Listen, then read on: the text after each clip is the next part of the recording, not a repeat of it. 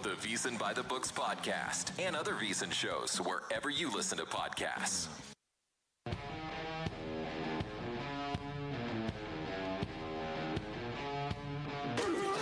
This is Live Bet Saturday on VSiN, the Sports Betting Network. It's Live Bet Saturday on VSiN, the Sports Betting Network. Dustin Sweetelson, Will Hill with you for another half hour. Then our guy Scott Seidenberg will be in the big chair, the power chair. There's a big debate, Mike and the Mad Dog, who gets to sit in the power chair. Scott will be by his lonesome, so he is in the power chair. And he'll take you through the rest of the action all afternoon long as Live Bet Saturday continues. We've got a big UFC night we previewed earlier with RJ Clifford. You want to go check out that interview and conversation. The VSiN Watch app has it available to you. And, of course, you can go back and download wherever you get your podcasts. Will, baseball's been awesome today. We've had some ups and downs. We've had our moments. But I want to circle back on something we mentioned earlier on the show, or I mentioned earlier. Robert De Niro, Marlon Brando, Benicio del Toro, Salma Hayek, Christoph Waltz, and Melanie Griffith.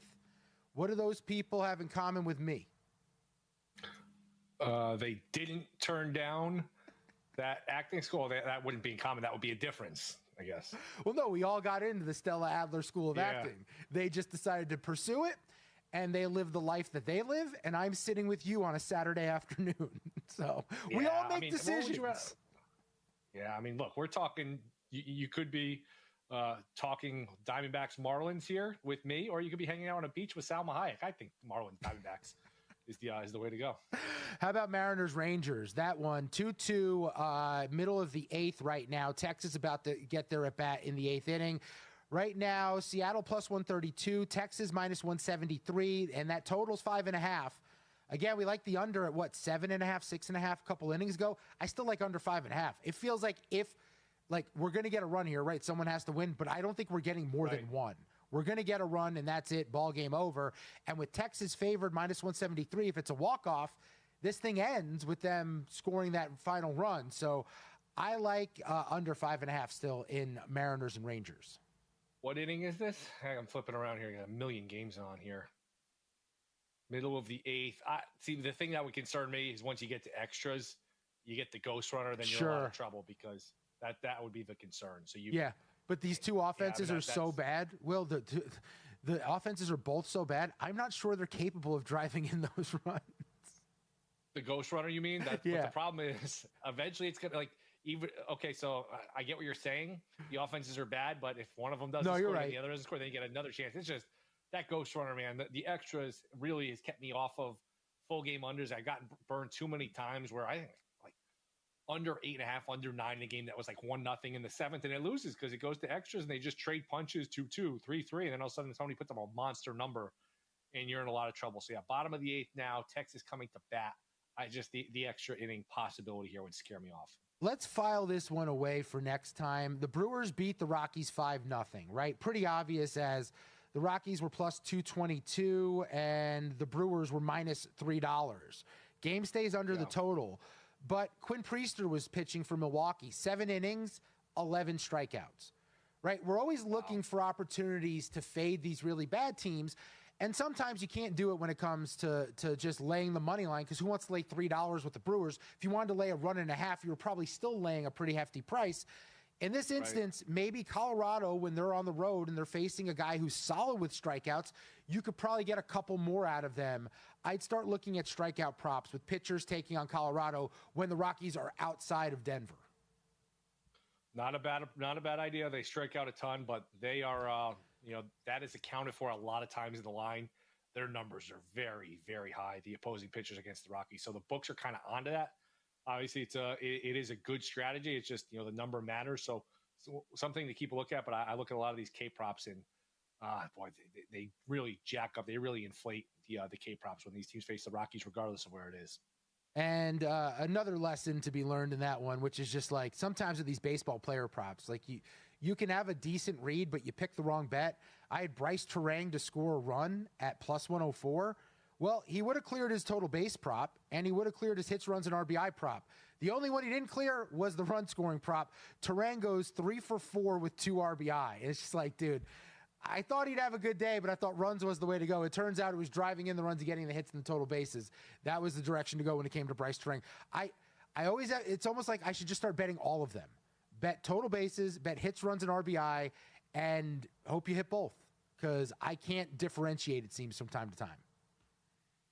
If your handicap, if your philosophy and your takeaway handicapping a certain player, a certain game leads you to one direction, which is, this guy's going to have a good game offensively and there's multiple ways to play it, I don't think it's a bad idea to diversify. Now, you got to be careful with your units, because you're just starting to spread a unit around every single thing that's possible. You can end up with, over betting your bankroll for sure. But certainly, not a bad idea to diversify, just so, if nothing else, you don't have that regret of, I had the right angle, I just picked the wrong market, and then you get up being frustrated. Yeah. I mean, it's one of those deals where it's like, all right, cool, I had a good read, but I just didn't execute properly. With the baseball hitter props, it's hard. And right now, I'd say a lot of the pitching props have been sharper than they were earlier in the year. Beginning of the season, pitchers have an edge over the hitters, and I was able to cash a ton of plus prices. It's also another problem. I chased too many plus prices with the batter props, but early in the year I was able to cash a lot of strikeout props. And now things have evened out some. The ball's flying a little bit differently. I am not getting those strikeout bets when I'm usually missing by the hook. So because of that, I have to regroup and figure out how to approach those markets going forward, Will. A game we were mentioning earlier, Rays-Orioles, in terms of a live total, where a position player could be entering. So maybe you look at it over. A position player did come in. He's throwing 40 miles an hour.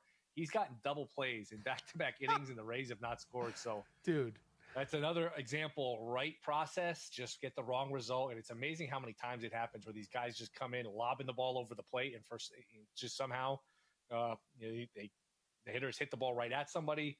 They just the timing is off. They don't score as much as you'd think here. That's a tough one. If you anticipated the position player coming in, you bet the over, and you got what you wanted, but you didn't get what you wanted. It feels like there's been a concerted effort, like the last few years, when it comes to pitchers when they end up pitching. Will, like back when we were younger, they'd at least throw like BP speed. They'd throw like 70, right? Now they make a joke out of it. Yes. I think they're intentionally throwing 45, 50 miles an hour because those guys don't know how to square that up anymore. They're not built for that. Everything they do is so reactionary to the motion, and when the ball's coming in, it's a split-second reaction twist. I think they intentionally now, if a position player comes in, they go, nope, I'm going to give him something he's not used to seeing. We'll go 45 miles an hour there. It's that, and plus, if you're throwing it as hard as you possibly can, and getting it up to whatever, 70, 75, 80, that's dangerous because you might get hit with a comebacker, where if you throw that ball 40, 50, you just lob it up there and you put yourself in position to brace for the line drive. That might be an aspect too. That's probably not a bad idea if these pitchers think of it. What was it? There was a game earlier in the season. Position player was throwing it to, I think he was pitching to Ohtani. He was basically just backtracking as soon as the ball left his hand. It was kind of funny. Hey, real quick, we'll hit on the baseball card in the next segment, but our NFL betting guide here at VSiN does come out on Tuesday. I started diving into some of the futures that I want to bet on, and I had a common theme. And I'm not going to give you exactly what I wrote up in the betting guide, the bet there, but I would tell you I'm probably going to end up with 2, if not 3 bets when it comes to the Jacksonville Jaguars. Oh, boy. Am I crazy for believing in Liam Cohen getting handed Trevor Lawrence in year 1, Will?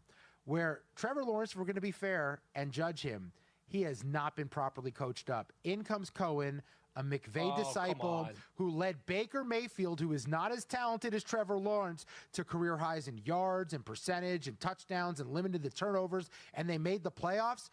Has a first-year head coach, other than the last 2, ever been handed a talented quarterback the quality of Trevor Lawrence?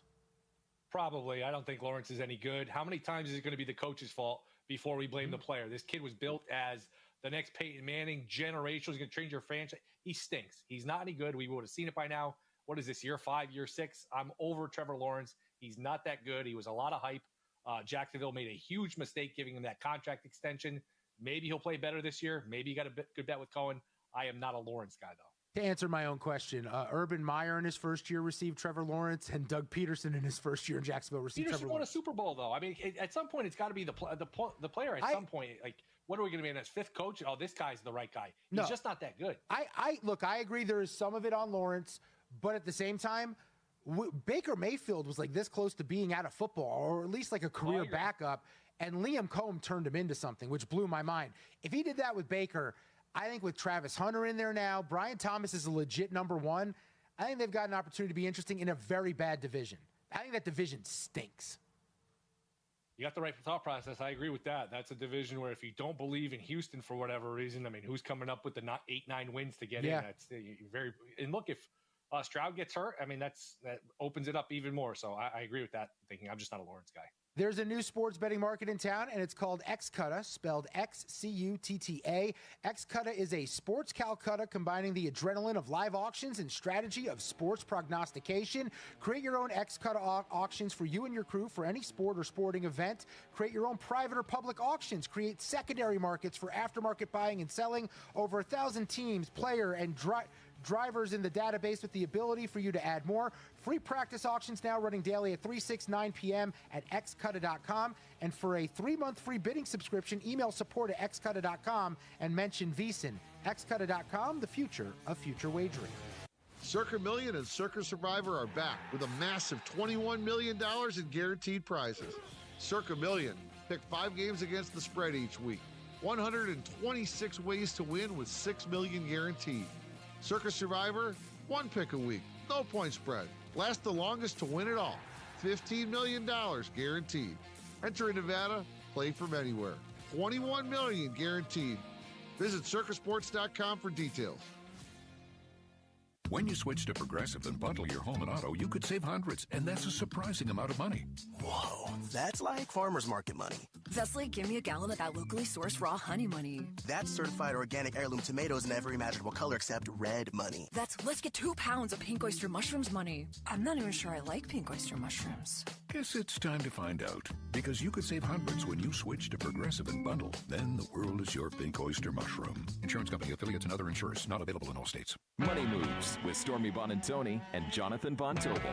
8-1 or better. Give me the Magic to win the Eastern Conference next year. Really? I understand two things can be true at once. That I think it's a slight overpay for Desmond Bane. And then I also think that Orlando now has the makings of being one of the best teams in the Eastern Conference. I think this is a team that is set up nicely to be a very good regular season team, to be a top-seeded Eastern Conference team, and a contender to win the Eastern Conference. Download the Money Moves podcast and other VSiN shows wherever you listen to podcasts. Wesley Financial Group is not a law firm. Hi, I'm Chuck McDowell, the timeshare cancellation guy. In 2011, I founded Wesley Financial Group with one goal in mind: to help honest folks out of their timeshares permanently. Today, I run Wesley with my 2 sons, a real family business, treating every client and every employee like we'd want our own family treated. That philosophy has helped us grow into the largest, most trusted timeshare cancellation company in the United States. Fortune magazine even recognized us as one of the best places to work. Why? Because we genuinely care. In fact, some of our former clients were so moved by their experience working with us, they joined our team so they could help others to timeshare freedom. If you're stuck in a timeshare, give us a call. Let our family help your family. Call Wesley now for your free timeshare exit kit. 800-885-9700. 800-885-9700. That's 800-885-9700. A numbers game.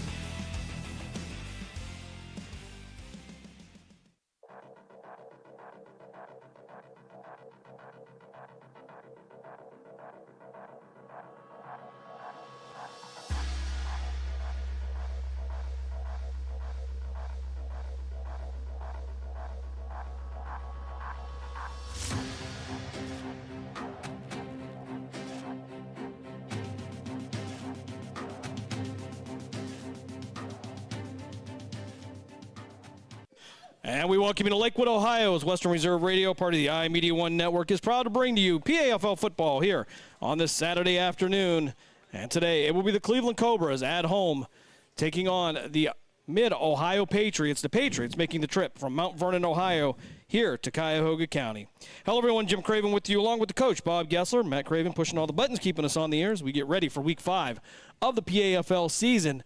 And for the Cleveland Cobras, they are still trying to find answers. They come in at 0-4 on the PAFL season, have had some close games, but nonetheless, it has been a struggle here for the home team as they last week, they drop a 28-3 decision to the Flag City Phantoms. Of course, the Phantoms part of the PFA, not the PAFL, so stepping outside of the league last week to fill that particular part of the schedule. But, Coach, one thing we've noticed with the Cobras, they've had trouble getting the run game going, and in turn, the defense has been on the field a lot in the first 4 games. And to their credit, they've really kept them in a lot of these games. Absolutely, and the sad thing and the hard thing is the offense has not clicked just yet. Unfortunately, they've got to do a better job with their blocking schemes up front. It's something that I've noticed during games. They just have to do a better job of that. As far as when they get into that where they have to pass constantly, and they've just got to get the running game going, so then that way we keep the linebackers up instead of dropping back. So they've got to make some adjustments hopefully before this game, and we'll see something a little different. One of the issues they were talking about was the quarterback situation here. We've had a rotation of quarterbacks in there, including T.J. Johnson, C.J. Hale, and Dave Thompson. That has been an issue for the team, given them that consistency on offense, even just with the cadence alone, will cause you a few 5-yard penalties. Yeah, when you switch quarterbacks like that, I'm sorry, that's going to happen. They're not used to, Thompson, and it's just switching quarterbacks like that. Sometimes it's good, but we haven't seen that offense really click and meld together as a team. Yeah, we've certainly seen some talent on that side of the field. The wideouts here made some great catches this year. Some drops there that just haven't connected. The timing's maybe been a little bit off, but for some reason, it's just been that particular moment, one play that takes them out of that series, and the defense, again, back on that field. Yeah, and when you have the defense on the field as much as they have been, something's going to happen. I mean, you could only keep your defense on the field for so long. You got to give those horses and those linebackers a bit of a break. But unfortunately, they're on the field a lot more than what they should be, and that's hurting them. Frustrating for head coach Adam Rogerson and the coaching staff here for the Cobras.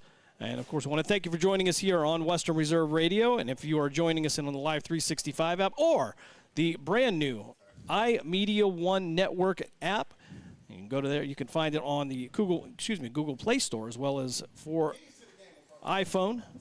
And it includes all 3 stations there, all the social media, a one-stop shop for the iMedia One Network, including Western Reserve Radio, Western Reserve Radio 2, and City View Sportscast. We're going to step aside for a first time out. When we come back, we'll take a look at the visitors, the Mid-Ohio Patriots, here on Western Reserve Radio, now available on the iMedia One Network app. We're back right after this. During the fall and winter, grilling season never ends, and Gessler Propane is your local supplier that makes sure you get your hard-earned money's worth. Why go to gas exchanges to pay higher prices for tanks not filled to capacity? Gessler Propane makes sure you're prepared for year-round grilling with 100% filled tanks at a reasonable cost. See Bob Monday through Friday, 10 to 4, and Saturday, 9 to 3 at Gessler Propane, 702 Youngstown Poland Road, Struthers, or call 330-755-9119. Gessler Propane. They got gas.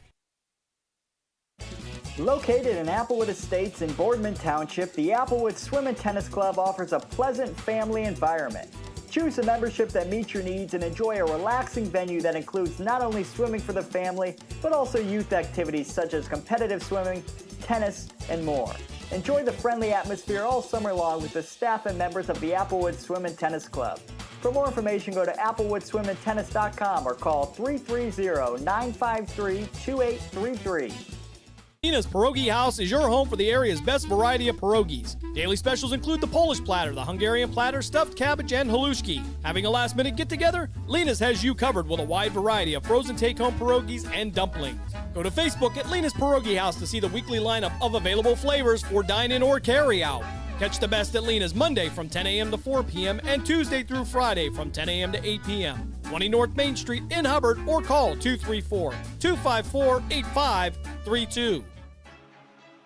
Western Reserve Radio is the Valley's online source for sports talk and local events. Tune in and be part of their live weekly shows, as well as the hard-hitting action of Youngstown Phantoms hockey, high school football, and the PAFL. Find them on westernreserveradio.com, tune in, and the Live 365 app to be part of the area's conversation. Be sure to visit them on Facebook at Western Reserve Radio or on Twitter at WR_radio.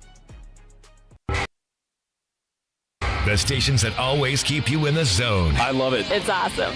Western Reserve Radio, Western Reserve Radio 2, and City View Sportscast, Youngstown, Ohio.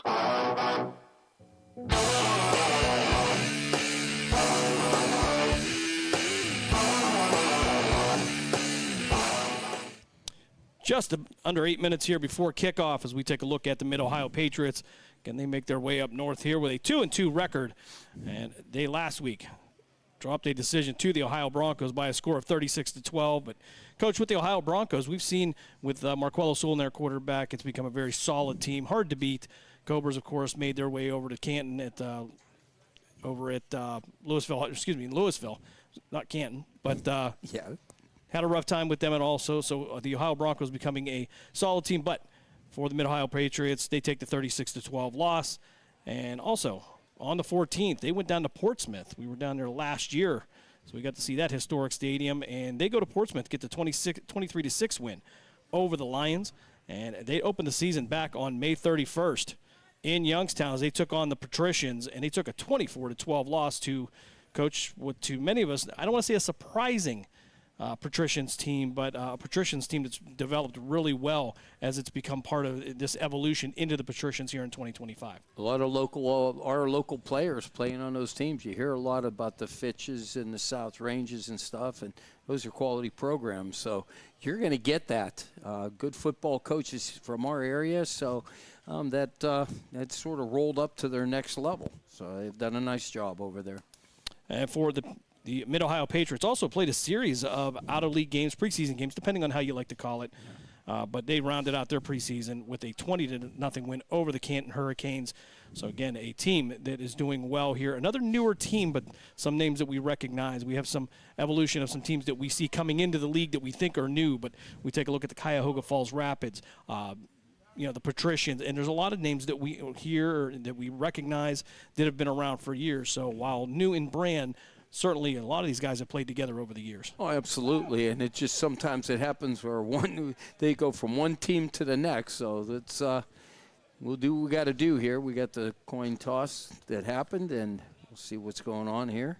Taylor Johnson, Albert Picorni, Lamoris Dillard, Ambrose Picorni, and Dave Thompson, as well as Javon Sanson out there for the Cleveland Cobras. They want to receive. Okay, so the Cobras will be on defense first here. As we Correct. Have a little bit of just over 5 minutes here left before kickoff, or they may get to start a few minutes early. Of course, over on Western Reserve Radio 2 and a special edition on Sports Radio 1240 WBBW. Mark Means, Dave Clark, Dave Ferris over at Norton High School with the Youngstown Patricians and the aforementioned Cuyahoga Falls Rapids. And last we heard, the Rapids had a 7-0 lead. That was a little while ago, Coach. But, again, two teams there that really have done well this year. The PAFL, the Tier 2 especially, is the part that we pay particular attention to. A lot of parity in this league. We don't see a lot of blowouts. A lot of teams built just equally. And a lot of these games are coming down to the fourth quarter. Yeah, and you know what, Jim? That's coaching over the years. That's what you want to see. I mean, you face teams year after year that just they're loaded, and you're going to go in there and try to do your best, but it's like you constantly get beat. I love when the parity happens, and then the teams are well balanced. You get better football play. You get better games because even as a coach, I hated blowouts. It wasn't fun to coach. And again, I like when there's a good, strong game. It makes the good for the announcers. It makes it even better for the crowd. So, again, as you spoke, that's what it should be around in every league. Yeah, certainly. I know us up here in the press box, we have a little bit better time here when these games are close in the fourth quarter. Yeah. Of course, the fans like to show up, pay their money, and see that maybe come down close into the fourth quarter. Last week, the Patricians and the Steel City Bobcats 0-0 at the end of 4 quarters. They go into overtime. Bobcats get the 14-7 win. A game that normally, if it's 0-0, could be a boring game. However, an exciting game last week. It ends 14-7. We get no touchdowns. First 4 quarters, we get 3 in overtime. But that just shows it's a good defensive battle. That's all that is. So, you know, when you cut the field down, and now you're, 25 yards away from the end zone, it gives you a little cookie, a little donut there to say, okay, we're going to give you a little sugar. Let's go. Roster notes this week, Malik Gaddy back here after being injured for a couple weeks. Roy, the Cleveland Cobra running back.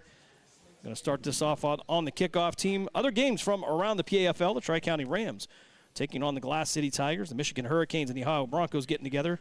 The Youngstown Patricians and the Cuyahoga Falls Rapids over on Western Reserve Radio 2 and the iMedia 1 Network app. Of course, go to your particular store there, download that. It has everything you would want to ask for but was afraid to. West Virginia Leviathan, they head up to Erie to take on the Express. The Portsmouth Lions take on the Columbus Fire. Last I heard, Columbus Fire up on the Lions. And the Beaver County Arctic Bengals and the Steel City Bobcats will get together in a neighborly brawl there as Week 5 is underway here. Right now, the temperature is showing right around 80 degrees. It's cooled off a little bit here. Not a cloud in the sky. Not expecting any precipitation tonight. So plenty of sun. Should be a great night for football. And maybe not as warm as last week, but still you probably want to watch the hydration issue. Well, I want to tell you something. Yeah, up here it feels a little bit cooler, but when you're down on that carpet with the beads that are black in there, it looks green, but when you get close and you're on that field, that black, and it just, there's probably at least a 10 or 15 degree difference in the temperature. Well, not bad up here in the press box. We've opened the windows. We have a nice breeze coming through. As we will try to read these numbers off of the Mid-Ohio Patriots. Again, apparently not consulting us very well on that one, as they will be in their all-white numerals lightly outlined in red, as Cooper Ryder will kick this one off. It'll head near the 10 and into the end zone. And out of the back, it'll be a touchback. And the Mid-Ohio Patriots will start off 1st and 10 at their own 25-yard line. 15 minutes up on the board. And for the Cleveland Cobras, they will be in their green jerseys this week. The black pants with the green detail. The black helmets with the traditional Cleveland Cobra insignia with the stripe down the middle.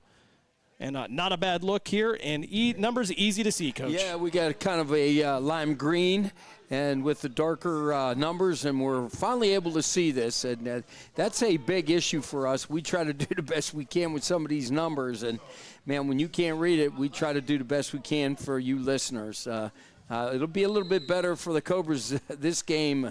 It's going to take some time, Coach, before we figure out even who's at quarterback here as the Patriots now. 1st and 10. They'll go 3 receivers to the right of the quarterback, single receiver to the near side. They'll be moving right to left on your devices if you're listening in on the new iMedia 1 Network app. They'll send it back out to the far side and back. A little bit of adjustments here. Going to have to watch the play clock here, coaches. Well, we have a hold up with the sticks. All right, so seems like that's becoming a weekly challenge, I guess, to put it politely. As we'll, again, try to get you some of these numbers here. They are nearly impossible to see.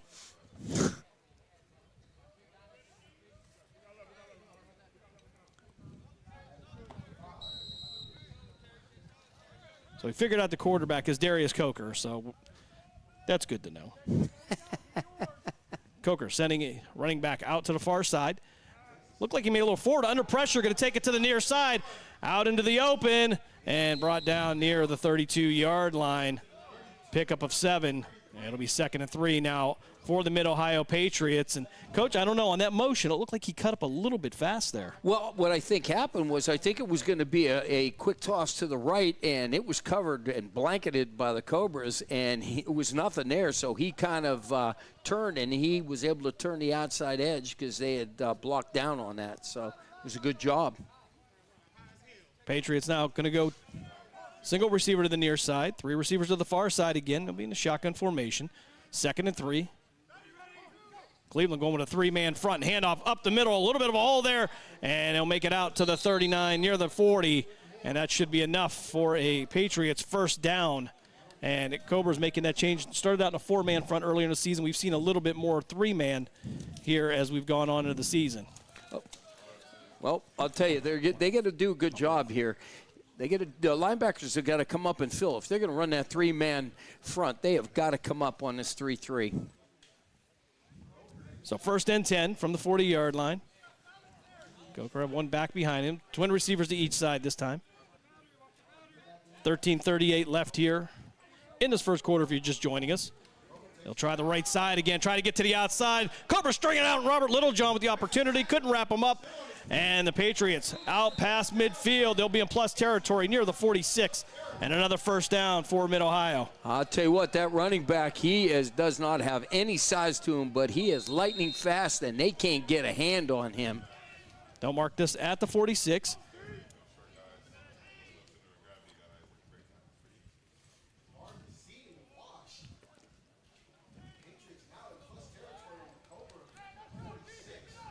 They'll send twin receivers to the near side again. On the Cobra side of the field. 1st and 10 at the 46-yard line. They'll stack receivers to the far side.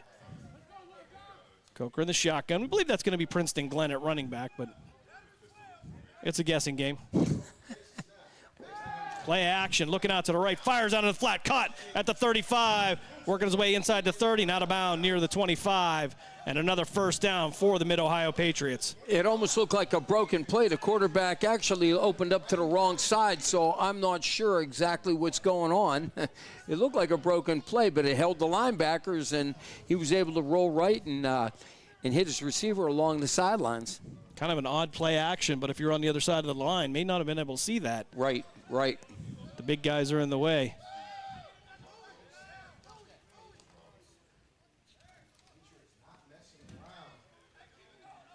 The Patriots now at the 32. Twin receivers to each side. Now bring the left slot receiver inside tight. Running back in motion. He'll go from right to left. Quick pass out into the flat, caught. Out past the 30 and upended at the 25-yard line. I believe that's going to be Kep Fortson on the tackle for the Cobras. Yeah, he did a great job coming up there and taking him down. Play, all it was motion to the left, and the running back just turned at the snap of the ball, and the quarterback was able to get it to him. He was able to turn upfield, but a great job by the Cobras defense to hold him to at least just 2 yards. Pick up a 4, 2nd and 6 now. Well, they're going to have to move the stick back. It's going to be 2nd and 7. Right foot, left foot. Yeah, that's how that goes. They'll go empty formation, 3 receivers to the far side, twins to the near side. Coker now checking to the right. Just about 11 and a half minutes left here in the first frame. No score. Patriots on their first series here. He'll take it upfield himself, and Coker is going to go down after a gain maybe of a yard on the play. We'll see where they want to mark it. And didn't have something, looks like he was looking for something, didn't have it, and just took the ball himself. Well, I'm not sure, Jim. It looked like he was looking to the right, and all it was more like almost a quarterback draw. He was hoping that that the linebackers were going to peel towards where he was looking, and he took it. He is looks like a very big human being, so he is a tall, thick quarterback. So they'll go again with 3 receivers to the far side. They'll go with a single receiver to the near side with a wing. Coker in the shotgun. Looking out to his right, fires over the middle. Caught inside the 20, down near the 18-yard line. And Mid-Ohio with no negative plays here so far, Coach. As we get a whistle, we have a Cobra down. 10:22 left here in the first quarter. And trainer Beth Betancourt going to come out and check on the fallen Cobra. And for Cleveland so far, having a little trouble settling in with Mid-Ohio's first offensive series. A great opportunity for them to reset without taking a timeout. Absolutely. I think what they're going to have to do is they're going to have to bring them backs and play more tough on it. I don't know what kind of speeds they have on the outside, but those corners and them safeties, when you got an empty backfield, they're going to have to come up. And because all they're doing is, with them that far off, all they're doing is hitting something quick. There will be a little curl or a little hook on the inside and try to get it to them, and that's what's happening. Yeah, really hard to send pressure, Coach, when you've got 5 wideouts. All your men are assigned out there. A little tough to get that especially when you're running a three-man front. Absolutely. And, again, they were very successful the last few times with the 4-man front, but I didn't care too much for the 3-man front on them. It's giving them too much time. You got to get more heat on these quarterbacks. So out of the timeout, Coker will go in the shotgun. He'll have 2 running backs in the backfield, a fullback to his right. Some movement up front, though. Cobras will reset. 4th and 1 as Coker now with the handoff. Under pressure, and it's going to be wrapped up in the backfield. Nowhere to go.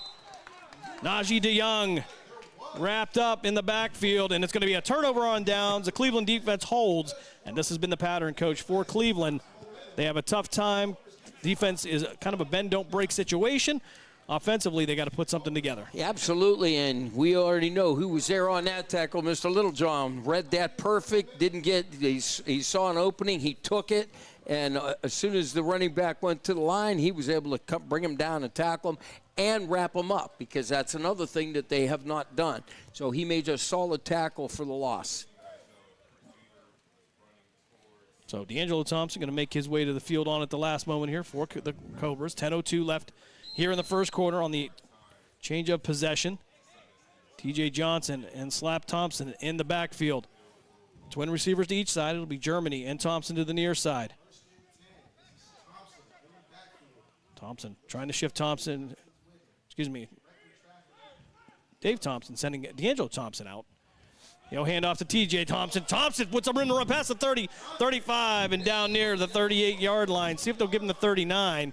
And the Cobras get a first down on the ground, and that's a good sight for the Cobra offense. Yeah, the offensive line washed that to the inside, and he was able to bounce that out. That was an outstanding job.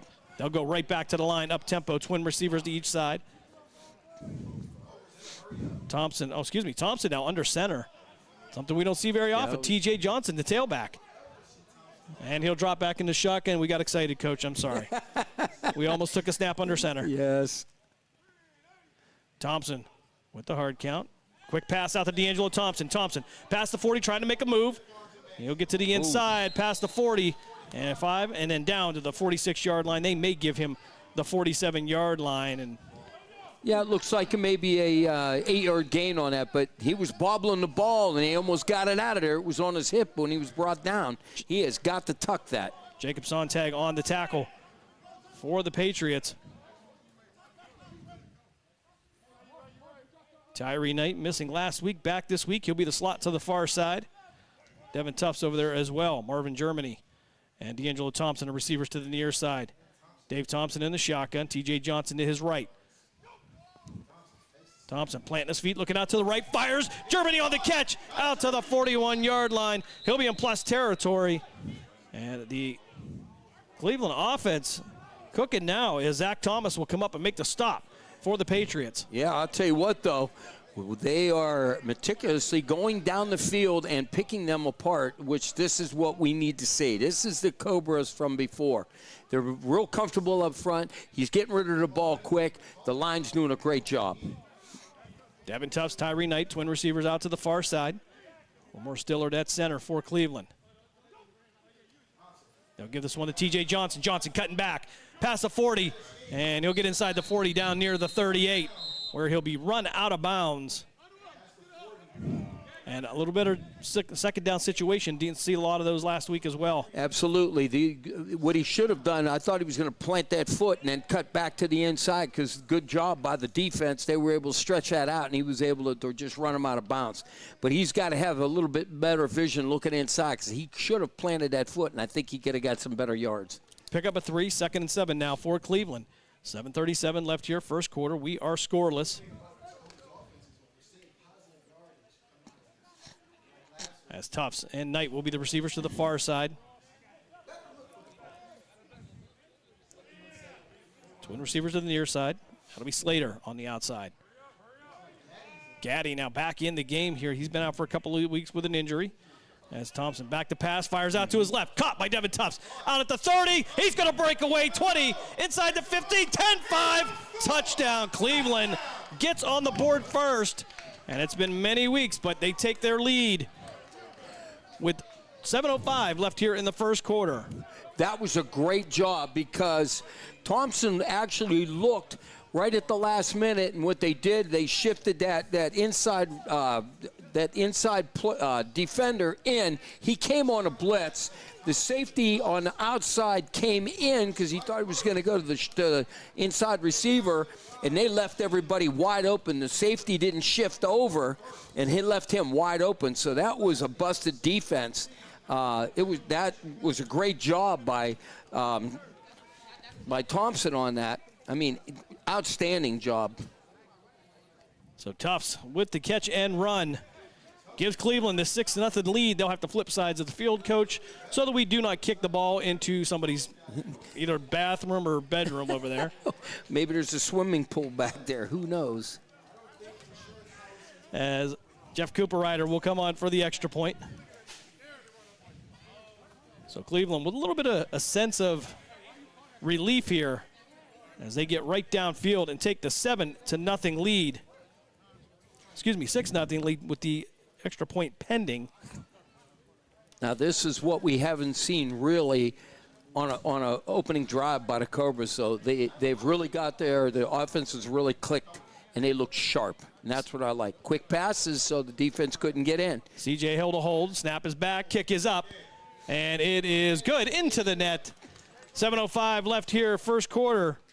Cleveland takes a 7-0 lead on a 38-yard touchdown pass from Dave Thompson to Devin Tufts. We're going to step aside for a quick timeout. You are listening to Cleveland Cobras football here on Western Reserve Radio, part of the iMedia One network.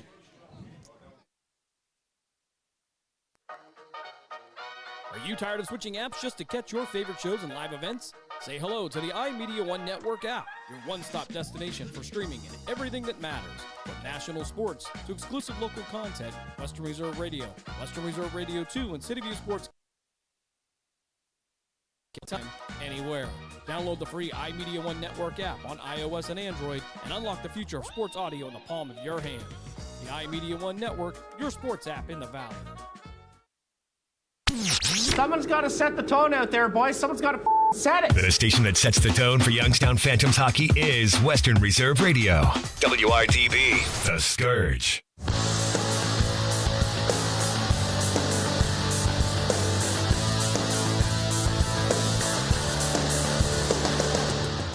.705 left here, first quarter. Cleveland with the 7-0 lead on the 38-yard touchdown pass from Dave Thompson to Devin Tufts. And couldn't be much happier than that, Coach. I mean, all positive plays. They get into the end zone, and we have a player laying down on the kickoff team. Things you have never seen before. But he is up and ready to go as this ball will sail inside the 10. It'll be picked up near the 4-yard line. Brought out and then going to slip down inside the 15, down at the 14-yard line. And it'll be 1st and 10 for the Mid-Ohio Patriots, trailing by a score of 7-0. I don't think he was going anywhere, though, Jim. He got pinned on the sideline, so whether he fell down, but I think he was going to get nailed anyway. So. Did he get tackled by the guy that was laying on the ground? I don't know. In all the years I coached, let me tell you what, I have never seen that. All I can tell you is that wouldn't work for me. I would have to say there would have been a little bit of fireside chat on the sidelines for that one. Yeah, you like chatting. I do love to chat. Love the chat. Soft-spoken, love the chat. Coach, last report over on Western Reserve Radio 2. The Falls Rapids have a 7-3 lead over the Youngstown Patricians. Another close battle between those two teams, a rematch from Week 1. Here we go. Matt Fetter in at middle linebacker now. Nollings to the outside. Coker in the shotgun. He'll go twin receivers to each side. Mid-Ohio moving from right to left. If you are listening in on the iMedia One Network app. Little problem with the sticks. We're getting that straightened around now. The head linesman over there working for his money tonight. Yeah, well, when you have some young bucks on there, they sometimes don't understand. So we'll send a man in motion from left to right. Coker with the handoff up the middle and really nowhere to go. as that'll be Picorni in there making the tackle. May have lost about a yard on the play, so 2nd and 11 now for the Mid-Ohio Patriots. I'll tell you what, that was a great job. Again, these guys are reading good, and what they're doing is they're seeing them gaps, and they are just coming like a train, and defense has improved just with this game already. Actually, they're going to move the stick back on the inside the chains there, Coach. So, okay. All right, we'll go 2nd and 9. Yeah, we'll give them a yard. All right. 2. I lost 1 plus 3. Okay, whatever. I mean, I was never very good at algebra. We'll see. All right. Fair enough. Man in motion from right to left. That'll give us 3 receivers to the near side as Coker. 3-step drop, looking out to his left, fires downfield. Caught near the 30, and he'll be knocked out of bounds near the 34-yard line. And that's plenty enough for a Mid-Ohio Patriot first down. Yeah, he had motion into the backfield, and then he kind of hesitated. The receiver on this side took his man to the inside. Safety should have rolled up and recognized that. He never got there. So, beautiful pass. If he'd have let him, that could have been a little bit more yardage on that. But overall, good play. So 3 receivers of the far side now. Quincy and Queso listening in at home, apparently, from what I'm told. And you need to explain who they are. That's a nice halftime talk. As Coker now in the shotgun, 1 running back to his right, 1st and 10, pitch out to the far side. And they're looking for a pass, nowhere to go, and under pressure, and going to be wrapped up near the 34-yard line. I thought there was a little bit of a face mask in there, Coach, but didn't turn the head enough to get his attention, and that's going to be Laquan Turner in on the tackle for the Cobras. Yeah, I'm not sure if he even had that, but, again, I don't know. So they actually going to mark the ball at the 35-yard line, so it's going to be a net gain of 1. 2nd and 9 now for the Mid-Ohio Patriots. So a little bit of trickery there early here, Coach, trying to catch the Cobra offsides with the hot defensive start. Well, I want to tell you something. The defense is flying to the ball. They recognized and got there as soon as he caught it, and that disrupted everything. Sent him to the inside, and the scrapings were there. Coker sending a man in motion from left to right. That'll be Stin Young. Back to pass, fires over the middle, caught. Out to the midfield stripe, inside Cobra territory, and down at the 46-yard line. And that'll be another first down for the Mid-Ohio Patriots. Tez Johnson on the reception for the visiting team. Yeah, Brill Taylor got there a little bit too late. He has got to jump that route. He's got to recognize in plain safety. He's got to see that stuff coming across, and he's got to get on that.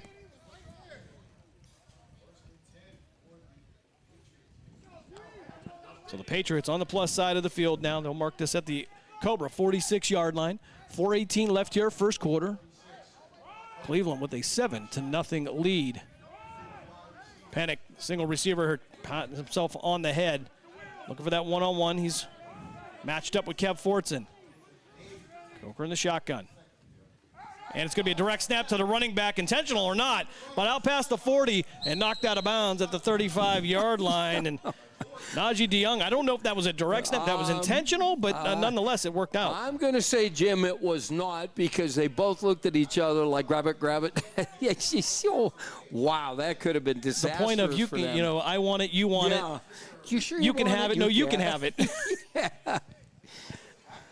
All right, so first down for the Patriots at the Cobra 35-yard line. 3:42 left here. First frame, twin receivers to the near side. Pennick again will be the outside receiver.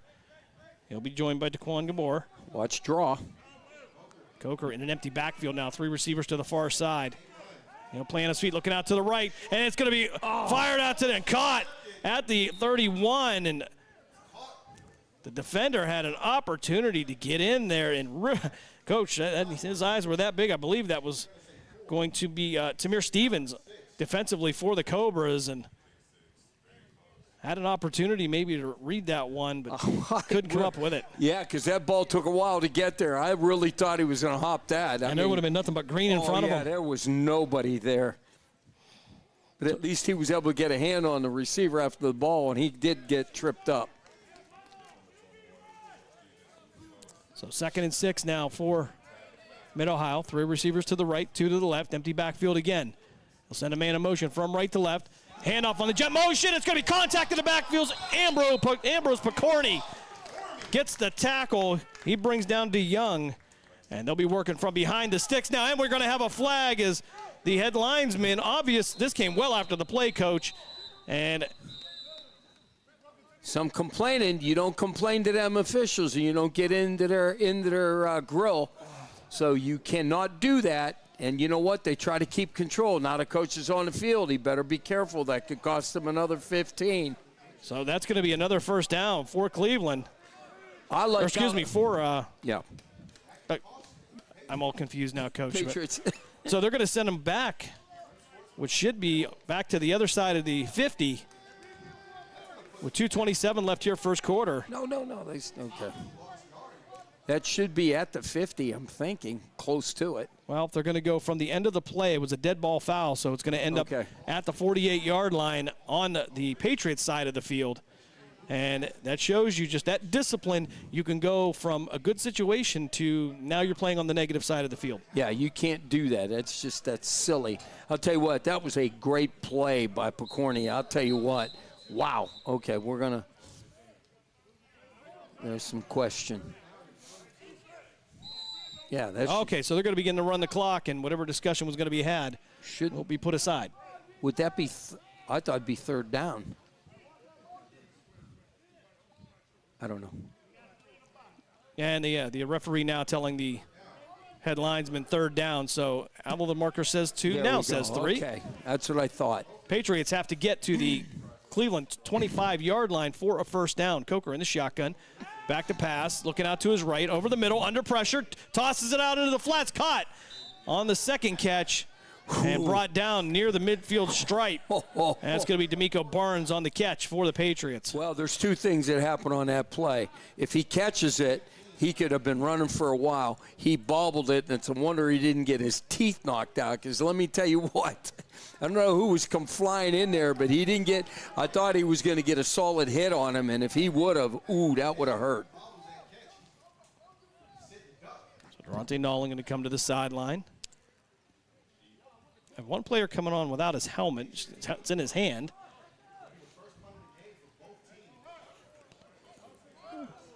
All right. So punting formation now. Tyree Knight back to return. He'll post up right around his own 11 or 12-yard line. 1:09 left here first quarter. The Patriot punter going to mark up right around his own 35-yard line. Slow snap, but good. It'll come back. It'll get this one off. It'll be a high end-over-end punt, and it will land near the 15-yard line. And Patriots will walk this one back inside the 10 near the 8-yard line. That's where Cleveland will take over first and 10 with just 43 seconds left here in the second quarter. And so far, so good for Cleveland. First quarter. Right. Thanks, Bob. Appreciate that.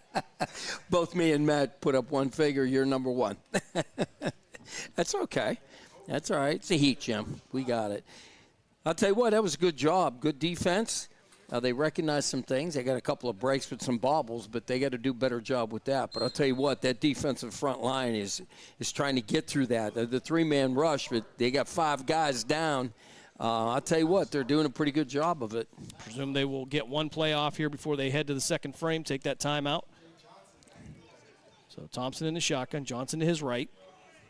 Marvin Germany, the single receiver to the near side. 3 receivers to the far side. Dillard waiting for the cadence. Give it to Johnson. Johnson with some room to run. He'll fight his way out just short of the 15-yard line. 36 seconds left here in the first quarter. We'll see if they decide to run another play as Cleveland looks like they're going to go right back to the line, actually up-tempo. And the Patriots trying to make some replacements here. Johnson. Steal the tailback. He'll be to the right of Slap Thompson. 3 receivers to the far side again. Cobras moving left to right on your devices. Thompson, quick pass out to the far side, caught by Tyree Knight, and he's going to be contacted right at the 11, knocked back to the 10. And that should bring us to the end of the first quarter here in Lakewood. After 1, it's the Cleveland Cobras 7, the Mid-Ohio Patriots 0. You are listening to Cleveland Cobras football here on the brand new iMedia One Network app. We're back right after this. Professional, fast, highly knowledgeable, easy to work with. These are real reviews by customers of Sandrock Concrete. For all your concrete block, brick, stone, stonework, and excavating needs, call Jerry Sandrock. For your free estimate at 330-506-0013. Sandrock Concrete is fully insured and ready to make your ideas a reality. Sandrock Concrete is a proud supporter and sponsor of Mahoning Valley High School football on Western Reserve Radio. Are you tired of switching apps just to catch your favorite shows and live events? Say hello to the iMedia One Network app, your one-stop destination for streaming and everything that matters. From national sports to exclusive local content, Western Reserve Radio, Western Reserve Radio 2, and City View Sportscast are now all in one place, anytime, anywhere. Download the free iMedia One Network app on iOS and Android and unlock the future of sports audio in the palm of your hand. The iMedia One Network, your sports app in the Valley.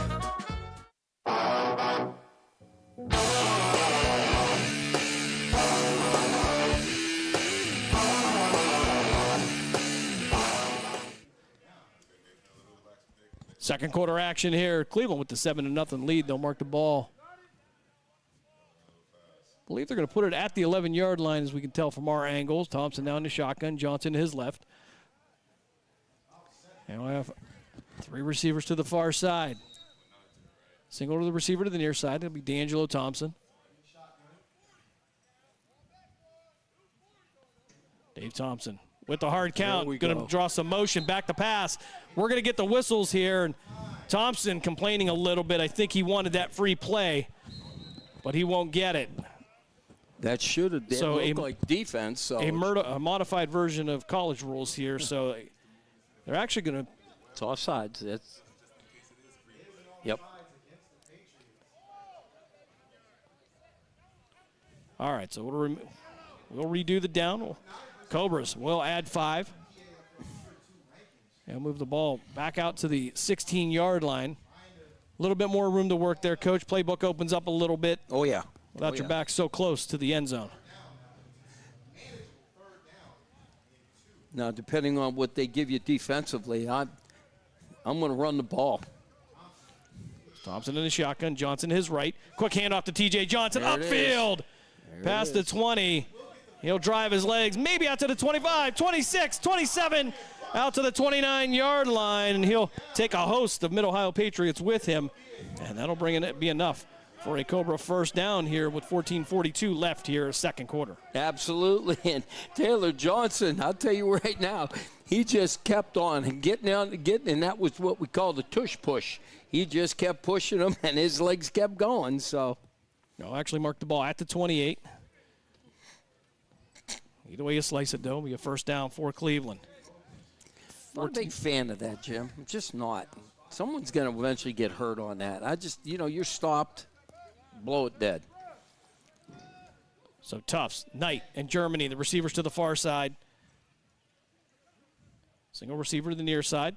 Hand off to Gaddy. Gaddy with his first carry since he's been back. Drops his shoulder, gets past the 35, and out near the 38-yard line. We'll see where they're going to mark it. And it'll be all that close for a first down. And indeed, the headlinesman says move the sticks.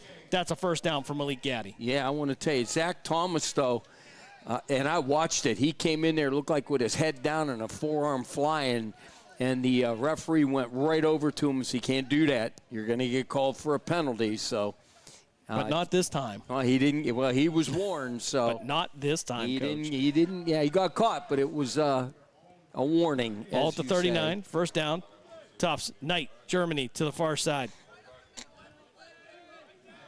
DeAndre Thompson to the near side. Excuse me, that will be D'Angelo Thompson. Hand off again to Gaddy. Gaddy cutting back, looking for some room to run, drop his shoulder, and he'll fight his way out to the 42-yard line. D'Angelo Thompson trying to get a block for him. He and Chad Thomas battling. There is Cleveland will pick up about 3 on the play. Actually, they'll give them 4, so 2nd and 6 now for the Cobras. Yeah, absolutely. That was a nice run.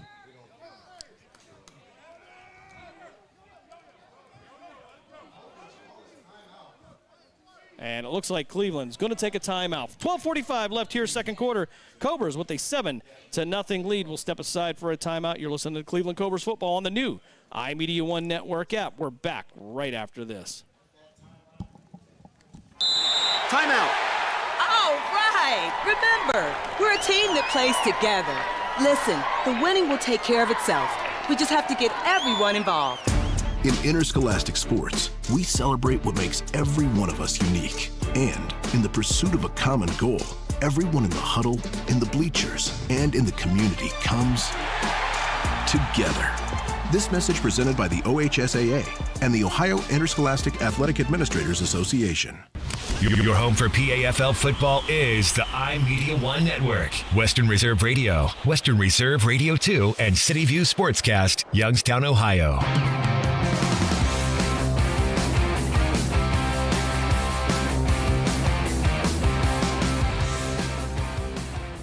12:45 left here, second quarter. Cobras with a 7-0 lead. 2nd and 6 now for Cleveland. 8 Serbian at receiver now. He'll be the slot to the left of Thompson. Inside the right shoulder of D'Angelo Thompson. Send Gaddy to the slot. Serbia will go. And we're going to have flags. We had 2 people in motion there, Coach. And as much as we see this maybe as the Canadian season, I don't think you can do that. No, Dave Thompson's arguing. Dave Thompson's actually going to try to convince him that you can send 2 guys in motion like that. It doesn't work, Dave. It does not work. But A for effort. Dave Slap Thompson, the veteran. You've got to at least try. Well, you have to try. You just are you sure that they were both in motion? Trying to convince the referee that he did not see that. Possibly. Actually, they're going to mark the ball back at the 38. He's still saying. So, all right. So they'll be working in a 2nd and 11, which that could have been worse. Yeah, they could get that back as long as they're smart. Don't do anything silly here. You've been just stay in your game plan. But they were blitzing all 3 linebackers on that. So receivers 2 by 2 now. Thompson in shotgun, Gaddy to his right. 2nd and 11. Ball at the 38-yard line. Thompson with the hard count, trying to draw off. Patriots, they won't fall for it. Quick pass out to Serby. Serby can't reach out to get it. And it's going to bring up 3rd and 11 now for Cleveland. Yeah, you would have probably gotten maybe 2 yards on that anyway. They need to push that down the field a little bit and make up at least half of the distance, maybe 5-6 yard pass on that. It looks like Serby was actually supposed to be running that route along the line there. Yeah. Had to come back in. Yeah, so he did. He did. You're right. So had to adjust his route. They tell you to flatten out, but in that case. Yeah, that was a little, that's not regressing. It's coming straight down. I got you. Receivers 2 by 2 again. Malik Gaddy still the running back to the left of Dave Thompson. And we're going to get some motion up front, and Dave Thompson gets him, and Thompson celebrating like he just won a new car. But I want to tell you something, though. I attribute that to the offensive line. They never moved, so that's a good job by the O-line. So the veteran was coming. The veteran, Dave Slap Thompson, with the hard count. Well, all that was that safety come flying up. I believe it was the safety. I'm not sure. It looked like he was coming up, coming, and he knew it was. That's what it was. Good news is that knee looked pretty good for Thompson on that one. He looked pretty happy. Yeah. Now you got manageable. You got about 6 yards on it. All right, so we're back to a 3rd and 6 after a 2nd and 6 earlier. Thompson, twin receivers to each side again. Gaddy will remain in the backfield. He'll flip him from the left side to the right. Thompson looking out to his right, fires down the sideline, has a man, and it's going to be incomplete. I thought he was going to hit for the sideline there. Probably would have been a better option, but he was looking for Tyree Knight right down the seam and couldn't get it to him. Well, there was double coverage there. He threw into the double coverage. He probably was better off going to the outside on the single coverage. Although he was pretty good. All he had to do was lay it out there, and it might have helped. So we got 4th down. And there will be punting. Yep, and the former Toledo Rocket, Jeff Cooper Ryder, will come out for the first time today to punt this one away for Cleveland. 11:04 left here in this half. Cobras with a 7-0 lead.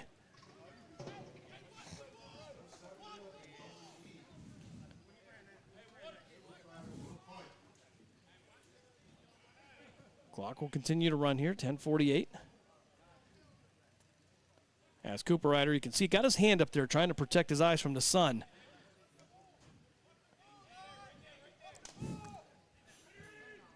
He'll move up a little bit more shallow, Coach. You'll notice on the punt now as the ball will get right back to him. Good snap, and this one is going to be a spiral punt. Fielded at the 15-yard line, and Stevens right there to make him cut back to the inside. And Slater with an opportunity to tackle him. He'll cut back to the far side, and the ball's loose. And the Cleveland Cobras will cover. Tamir Stevens with the recovery at the 24-yard line. 10-16 left here, second quarter. And a case maybe of trying to do too much there, Coach. But the Cobras get the ball, and they will have it well into Patriots territory as Ambrose Picorni getting up a little bit slow. But nonetheless, Cleveland, 1st and 10. We'll see where they're going to mark this. This was right around the 21, 22-yard line. I mean, he went left, he went right, he went left, came back right, ball punched out, and Cobras were right there on there. I think there was a point. He went left, and the ball went right. yeah. Went right to Cleveland. I thought he was going to run up the stands and back down the stands. So I think they're going to mark this at the 23-yard line. Indeed, they will. 10-16 left now with T.J. Johnson backing it, running back to the left of Thompson. 3 receivers to the far side, single receiver to the near side. Thompson with that hard count again. He'll give T.J. Johnson, and he'll find some room past the 20, inside the 20. He'll fight his way inside the 15, down near the 14-yard line. And a nice second and manageable here for the Cobras. They'll go right back to the line, Coach. Up-tempo offense, trying to keep the Patriot defense from making any replacements. He got 9 yards on that. I wasn't sure where they were marking it, but he got 9 yards on that. That's a great run. That's what we've seen here today so far from Cleveland. Has been a hard running. Gaddy and Johnson. It's Thompson now bouncing back into the shotgun formation. Thompson to his right. 3 receivers to his right side. Single receiver to the near side. Give it to Johnson again off the left side. He'll spin, turn. Maybe picked up a couple yards on the play, but it should be enough for a Cobra first down. And we talked about that in pregame, Coach, the run game. It's been absent here, but today it really feels like there's a good balance here. Well, and that's because your offensive line is doing a magnificent job. I mean, they're staying with their blocks. It looks like they could hit some more stuff on the inside because they are turning people out, and it looks like they can do it one-on-one with a linebacker. So twin receivers to the far side, twin receivers to the near side. Thompson with the count. Johnson to his right. 8:52 left here, second quarter. Back to pass out in the corner of the end zone, targeted, and he was looking for Matt Wise, and it's going to be incomplete. Wise was one-on-one in the back of the end zone, just couldn't bring it down. Good defense by the secondary of the Patriots. Yeah, it was a decent throw, but the Patriot secondary was right all over it. Looked pretty good over there, but I'll tell you what, they need to run something more inside, Jim, like a draw or hand it delayed to the running back, because you've got 3 defenders to the left. You got 1 up on top, and they keep trying to get in on that left side. If they go out and seal that, and then he turns out, he's going to give a free alley to that goal line. So they need to look at that. With that 3-man front, they're spread way out. Cleveland can get a first down at the 1-yard line. Sun pointing right into the eyes of Dave Thompson. The corner they just threw into was in a shaded area, so we'll see if they'll attack that area again. Gaddy to the left of Thompson this time. Thompson with that hard count. Almost got him again. Ball on the ground. Gaddy's going to pick it up. And contact. He'll spin out of it inside the 10 and knocked out near the 5 or 6 yard line. Going to be hard to tell with that glare coming in. But a broken play, and Cleveland makes something out of it. Yeah, that could have been deadly for Cleveland. They bobbled that around. It was not good. Threw the timing off, but you have now third down and about, I'll say 5. Yeah, they'll mark it at the 6 yard line. So what do? What does Coach Gessler do? I already or know what it. does Coach Noble do? All right, so we'll have to work that out. I don't know. I know what I'm going to do. Thompson with Gaddy to his right. 7:41 left here in the first half. Thompson, quick pass out to the far side. It's going to go off the fingertips of Marvin Germany. That's going to bring up 4th down for Cleveland. And I think when you've got the foot of Jeff Cooper Ryder, you maybe take the points. Yep, and that's exactly what they're going to do. Is that what Coach Gessler would do? I wouldn't have called that play, but that's okay. I'm a run. You know me. I'm going to run the ball. I'm going to run. I'm going to run stack and run right. I was going to say, but I don't know if you're running it out of the spread. No. That wouldn't be me. I'm going to run stack eye and go right in the middle, baby. Patriots trying to make some changes as they nearly injure themselves getting off the field. So C.J. Hale into hold. Snap the ball. Snap is back. Kick is up, and it's going to be just inside the right upright. And Cleveland takes a 10-0 lead with 7:10 left here in the second quarter. And although they couldn't convert for the touchdown, they get the field goal. We have some officials speaking over here. We have a flag. Now, if that's an off encroachment, that might be a first down, Coach, depending on where they mark the ball. It's a first down. That's going to be a first down. It'll go from the 6 to the 1. Yep. Even in even at Woodrow Wilson High School, that might be 5. And we have a coach on the field. He better watch himself. So our referee communicating. And I'm not sure. Some people are saying take the points, but we didn't see a flag, Coach, number 1. There was the officials. Okay, threw it way back into the glare of the sun here that we can't see. All right. But why would okay. Let's see what we got here. As defense. Yeah, I would personally, I'm putting the offense back on. And I believe that's what they're doing. There's the offense there. So it should be a first down on the 1 yard line. It's got to be. Because it's marked right at the 5. It's got to be it. So now they're not marking it at the 1, Coach. Did he set the ball? He has not set the ball yet. Okay, he's got the ball at the 3.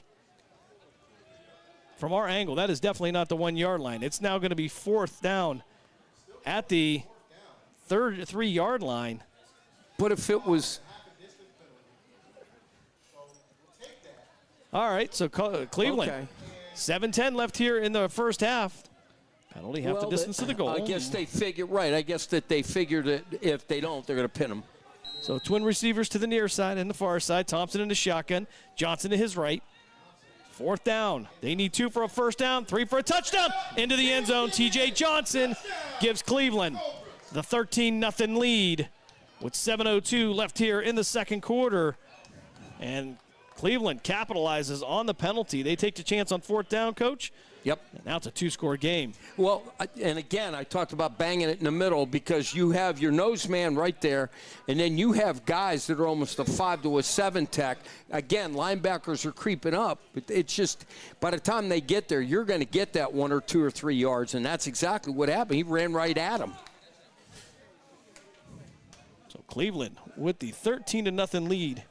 Cooper Ryder on for the extra point. C.J. Hale to hold. Touchdown coming at 7:02 of the second quarter.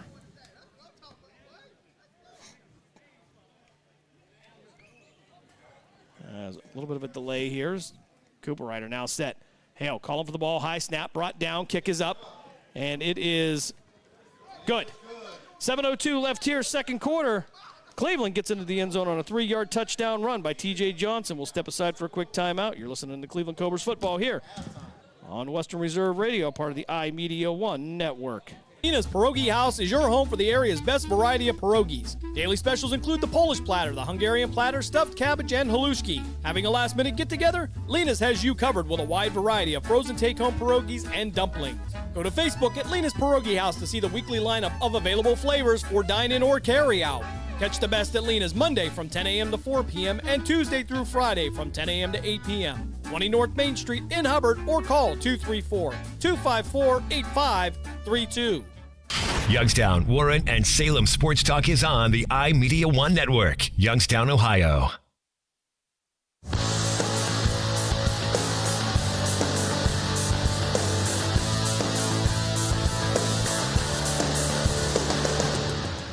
.02 left here in the half. Cleveland with a 14-0 lead over the Mid-Ohio Patriots. And again, offensively, a little bit different looking here this week as a lot more success on the ground. That's going to be Malik Gaddy on the ground. I don't know what this is. They got 12 on the field. All right, we have trouble getting 11 on there sometimes, but we'll go with 12. It's easier to do. Ball picked up at the 10-yard line. Patriots will bring it out. Cut back to the 20. 25, 30, and brought down near the 34-yard line. Malik Gaddy on the tackle again. 12. Wongabor on the return for the Patriots. So Gaddy again coming off some injury, maybe trying to keep the acid out of his legs, Coach. I don't know. Absolutely. But it's working for him. Yeah, that's all that counts. Let's see what the defense does now. 6:55. See if we could hold them here, maybe get another score, or at least go into halftime 14-0. So it looks like Federer, Picorni, and Barrico going to be the front three for Cleveland. Nolling, Littlejohn, and Carmen, the linebackers. Patriots, single receiver to the near side, twin receivers to the far side. They go with the tight end to the left. Hand off to that left side, and it's going to be Littlejohn coming through with the wrap-up. He'll bring him down at the 30. Loss of 5, 2nd and 15 now for Mid-Ohio. Littlejohn widened out on that one, so he's ready for that toss. The end comes in. Littlejohn has the outside on that. He's got to seal that up. As soon as that pitch came, he came to the outside, forced him in, and was there. 6.5 left here, first half. Patriots trying to put together a drive here before the half.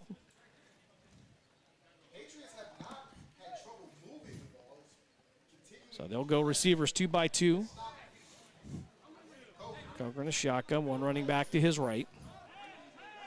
Actually marked the ball at the 32, so 2nd and 13.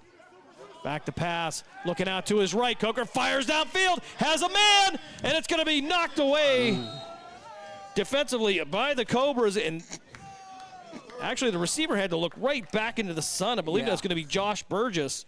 And I think that's exactly what happened. He lost it in the sun.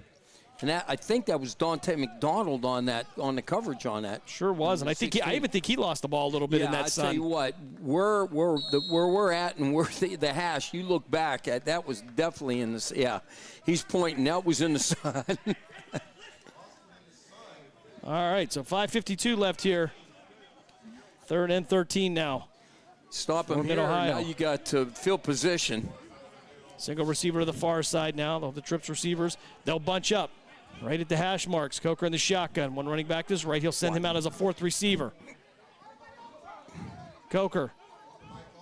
Back to pass. 3-step drop. Looking out to his right. Under pressure. Stepping up in the pocket. Still looking out to his right. Fires out into the flats. And it's going to be caught near the 48 and brought out to the 50-yard line. So after some improvisation, the Patriots have the ball at the 50. That'll be enough for a first down. Tez Johnson on the catch for the Patriots. Yeah, absolutely. And he really wasn't in any pattern. He was just kind of sitting out there. And then when he saw the quarterback scrambling, that's when he made his adjustment, and the quarterback just dumped it. We have got to do a better job with our corners on that. They got to sit and wait for him. Don't worry about what's going on behind you. You got a man and you got a zone. So receivers will go 2 by 2 again. I think that's going to be D'Amico Barnes in the backfield, possibly for the Patriots. Coker in the pistol. And they're going to have some motion forward. The running back going to be offside there. False start. That'll knock him back 5, so that'll be 1st and 15 from the Patriots' 45-yard line. 4:50 left here in the second quarter. Yeah, as a coach, that drives me crazy. You know the count. Sit there. Wait for that count. You don't need to jump and try to get an advantage. It looked like he was flexing out here, too, at the begin with, and then move forward. And then move forward. Can't do that. I'm not sure he was even sure of his assignment. I mean, worst scenario, we used to tell the guys, if you get there too quick or whatever, chop, chop, chop, chop, chop, snap the ball, then you turn it upfield. Indeed, as Burgess now be the receiver to the far side. They'll have a... Be disciplined in the back, get him some heat. Twin receivers to the right of Coker. Send a man in motion from left to right. 3 receivers to the near side. Back to pass. Looking out to the left. Fires down the left sideline. Has a man open. And it's going to be caught at the 20. 10-5. Touchdown. Patriots get the 45-yard touchdown pass. With 4:10 left here in the first half, the Patriots cut the Cleveland lead in half. It's 14-6. And something's going. Okay, so they got the flip sides of the field again. Okay. We seem to forget that. I'm wondering what happened. I'm looking for flags, but that's right. We got a kick on the one end. So Coker, with the big arm, sends it downfield. It gets the 55-yard touchdown pass. Math is not my strong suit. And it is 14-6 in favor of Cleveland, pending the extra point. Of course, we are taking the walk down the other side.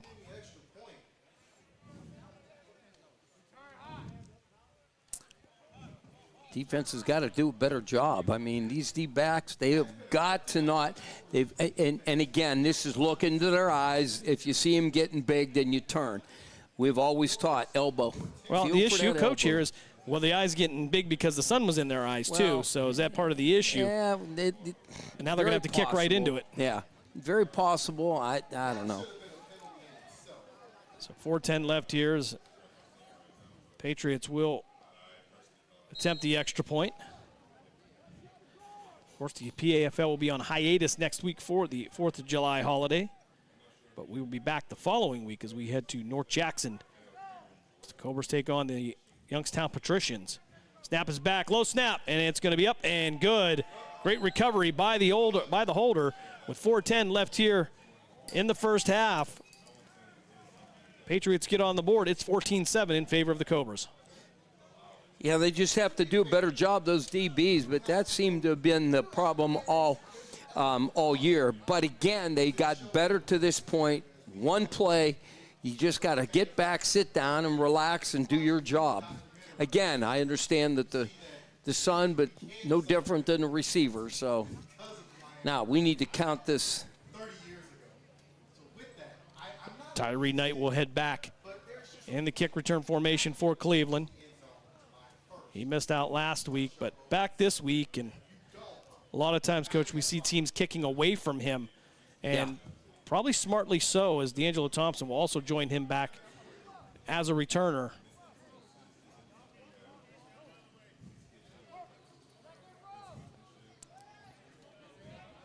Yeah, I noticed they're counting right now. You got 10. You have 10 on the field, guys.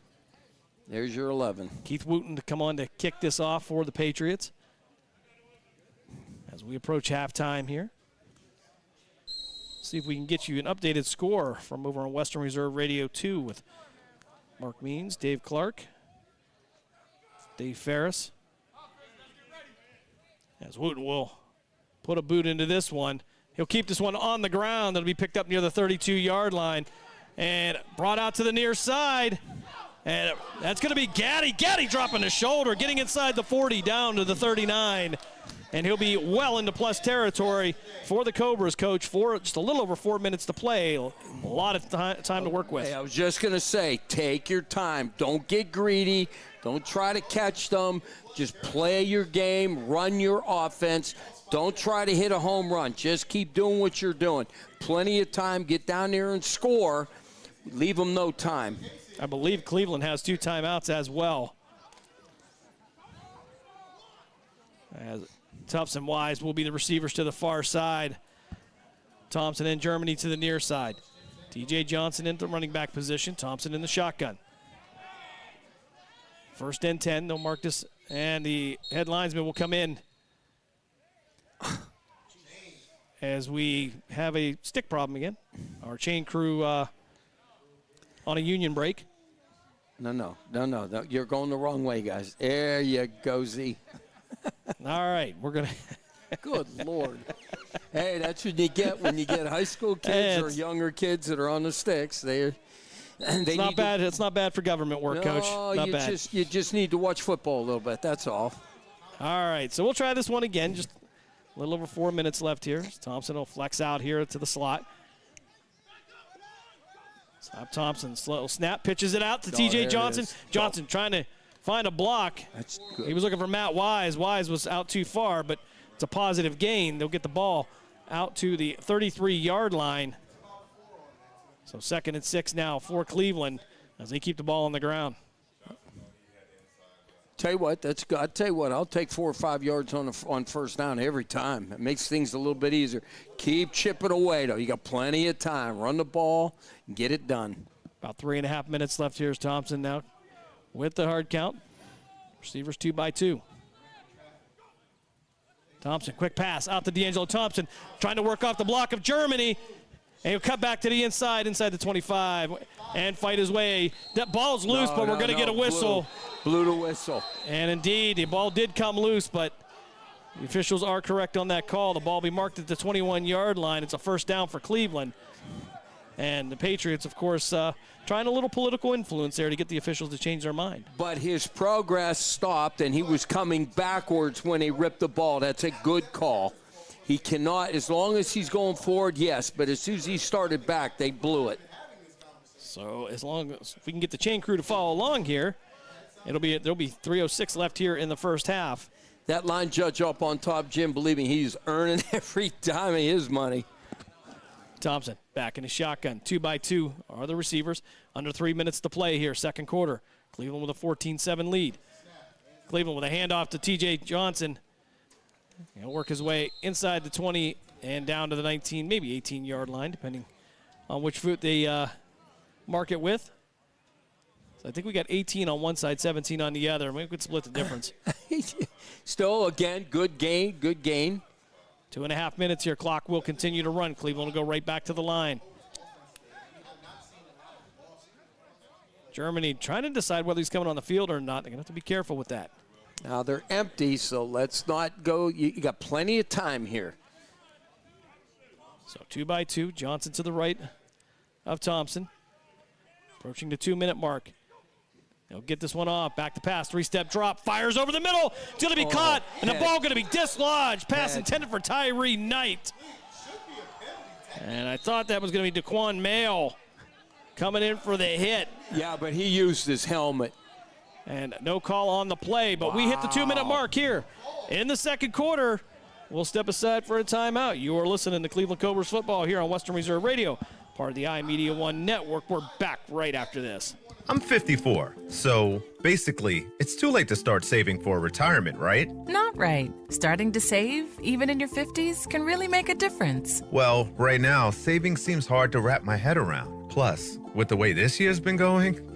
Hey, listen, it's okay. You still got this. Just go to aceyourretirement.org. It's an online tool from AARP that can help you get your retirement savings on track no matter your age. It's free and only takes about 3 minutes. I like 3 minutes. Yeah, at aceyourretirement.org, you'll chat with Avo, the friendly digital retirement coach. Just answer a few questions and you'll get a personalized plan and tips to help boost your retirement savings. Tips that are easy to understand and tailored to your lifestyle. I like that too. Plus, it's sponsored by AARP, so you know they got your back. Just head to aceyourretirement.org and make your plan to start saving for retirement. Thanks. That's aceyourretirement.org. A message from Thompson in a shotgun, receivers 2-by-2. Just coming out of the 2-minute warning. Slap with a hard count, going to get some movement up front. And I believe they're going to call this a false start on Cleveland. So that'll knock them back 5. Oh, no, offsides. Okay, so they're going to change their mind. Here's the official threw the flag to the offensive side. Generally, and I can speak on this a little bit, that was my position, was on the sideline. You would throw the flag to the offending side. No, I understand. He is right-handed, so maybe he just got excited. That's very possible. Very possible. All right, so we're trying to break down the mechanics of the officiating crew here. Now, get the first down. Third down. Don't go for broke. Just get a first down. 3rd and 1. Thompson in the shotgun. Now hand it off to the inside. He's going to hold on to it and fight his way down near the 5-yard line. New running back in there as well. Keyshawn Robinson out of Twinsburg High School. And we have a Patriot down as Beth Betancourt will run out and check on him. The Cobras trainer extraordinaire. And he will go down there. Looks like maybe took a bump to the knee there. Hopefully nothing too serious. Or one thing, Coach, that I haven't seen, surprisingly, is a lot of cramping here in what's been a very humid week as we hit the 152 mark here left in the second quarter. Yeah, absolutely. But, maybe the coach has said hydrate, and it's not 5 minutes before the game. You get up in the morning, you got to start drinking. That was something that I stressed with my high school kids when I coached them. Said, in school, you pass the drinking fountain 25 times. Every time you pass it, you take a mouthful and swallow. Then they're serving detentions the rest of the week for being late for class. Well, not only that, just the lead that they were drinking out of the fountains back in the city. Who knows? There's always somebody in this booth that has something to say. Well, when you've been around as long as you have, I mean. You saying I drive the Flintstone mobile? Is that what you're saying? Robinson now on running back to the right of Thompson. 3 receivers to the far side. That'll be D'Angelo Thompson, Wise. And an inside receiver. Hard to see with that glare again is Thompson. Quick pass out to the far side. There it is. And that's going to be Matt Wise into the end zone. Cleveland touchdown. 1:24 left here, second quarter. Cleveland takes a 20-7 lead. And things just kind of going the Cobras' way this week, and they've been looking for this. Yeah, they've needed this. Their slot receiver was covered, but he was clean back into the end zone. He gave him that inside slant. I mean, couple of steps, bang it, and he's going to get there. Worst scenario, he's going to get tackled on the 1 foot line or 1 yard line, so good job there. So Dave Thompson to Matt Wise gives Cleveland a 20-7 lead pending the extra point.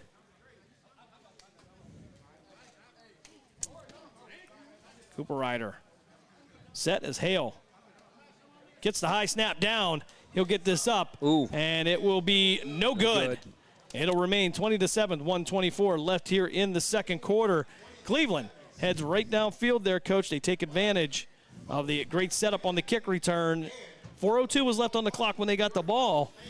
1:24 left here. They get into the end zone, extend that lead. Now it will be Cleveland getting the ball in the second half. Again, things going their way here so far. Yeah, but my question is then what do you do? If you do score at the beginning of the third quarter, do you just go for the 2? Because right now, every point counts, and we have seen this so much in these leagues where you miss these extra points and then you get bit. And it's just, that's going to be tough. I'm going to say you got to go for 2 and try to make up that point. Yeah, it's one of the first questions we ask when we see that missed extra point. Is that going to come back to haunt them? Yeah. And several times, many times actually, we have seen that. Oh, absolutely. Absolutely. Over the years and in these leagues, I mean, if you have a good kicker at this level, boy, I'll tell you what, it is a great weapon. The only thing that I can say is the snaps have been so high. And a great job by the holder. He gets it down, but, I mean, he's literally standing up and having to bring that thing down. So they've got to work on that snaps. He's got to keep, as you know, just Jim Craven, keep that butt down on the snap. Don't raise it, because when you raise it, your arms go up. I may have heard that once or twice. A few times by some guy. It's Cooper Ryder. We'll come on to kick this one on. Onside kick picked up at the 45. Patriots will hold on to it, and they'll have a minute 22 to work with. And the Cobras trying to catch the Patriots sleeping, but they'll just set up now at the 45-yard line. Yeah, I'm sorry, Jim. I'm going to kick that deep. I'm going to force them to drive the field, but. Coach, over on Western Reserve Radio 2 to update everybody, the Youngstown Patricians and the Falls Rapids. It would be the Rapids 13, the Patricians 3. Patricians fall. But I'll tell you, Coach, it's been a great matchup between those two teams going back and forth. They say styles make fights, and those two have been pretty entertaining. Yeah. We get to see them next week. Pretty excited about that. Get to see some of our ex-Scourge players. Well, we get the short ride. Yeah. Out to North Jackson, just Jackson Milton Blue Jays old field. We always called it the bird cage. Just outside the city of Youngstown is Coker with the quick snap. Guy was in motion there again, out past the 50. He'll be knocked out near the 47-yard line, Coach. And I thought he was moving upfield. Yeah, I mean, officials being very liberal with this.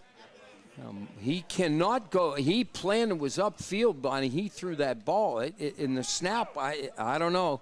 That was close. I would be have to say I'd be talking to the line coach right on this side. Well, as Matt has said, we have modified college Canadian rules. I don't know. Okay, you got quads. Oh, no. 2nd and 2 now. Single receiver to the far side. 3 receivers to the near side. They'll bunch up just inside the hash marks. Coker in the shotgun. I believe that's going to be Fortson one-on-one with the outside receiver in the empty backfield now. As again, it looks like he went upfield. No flag there. Quick pass out there, caught at the 39. Actually going to be dropped. And it'll bring up third down. And I don't know, Coach. Maybe they're not seeing it the way we are, but yeah, I mean, he's moving upfield before the snap of the ball. That should be called. The line judge that's right there, he should be seeing that. Yeah, and you really do gain a competitive advantage in a situation like that. Wow. So nonetheless, a minute 13 left here in the second quarter.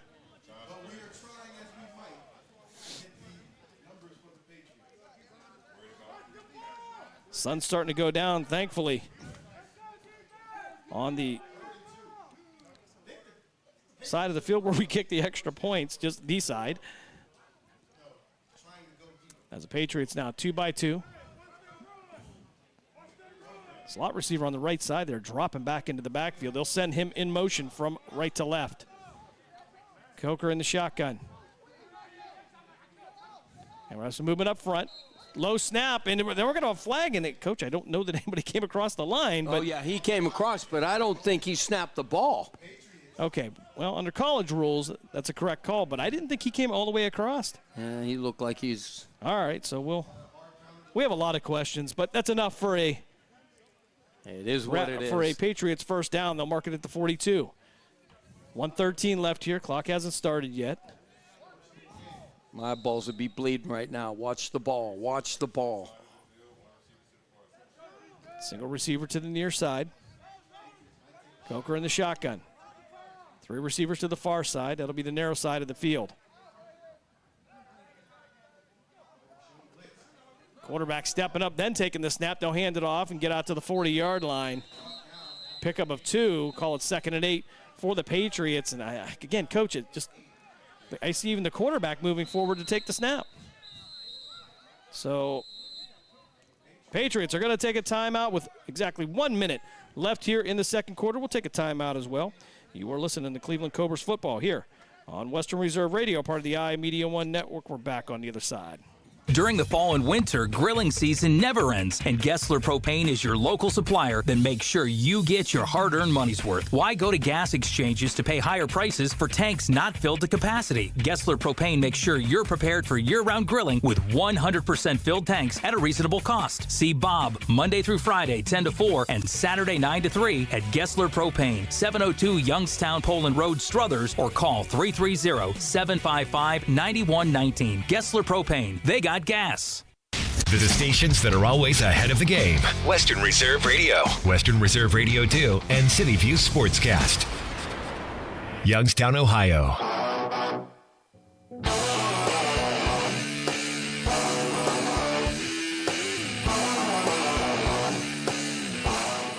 .60 seconds left here, second quarter. Cleveland with a 20-7 lead over the Mid-Ohio Patriots. As they will now go twin receivers to each side. They'll go in pistol formation. Coker with a running back to his rear. And back to snap, back to pass over the middle. It's going to be caught inside the 25, out to the 20. Has some room to run, and he'll head into the end zone on a 40-yard touchdown run, pass reception. And Patriots make do with their time with 49 seconds left. They get into the end zone. We'll walk it to the other side with this game now 20-13 in favor of Cleveland.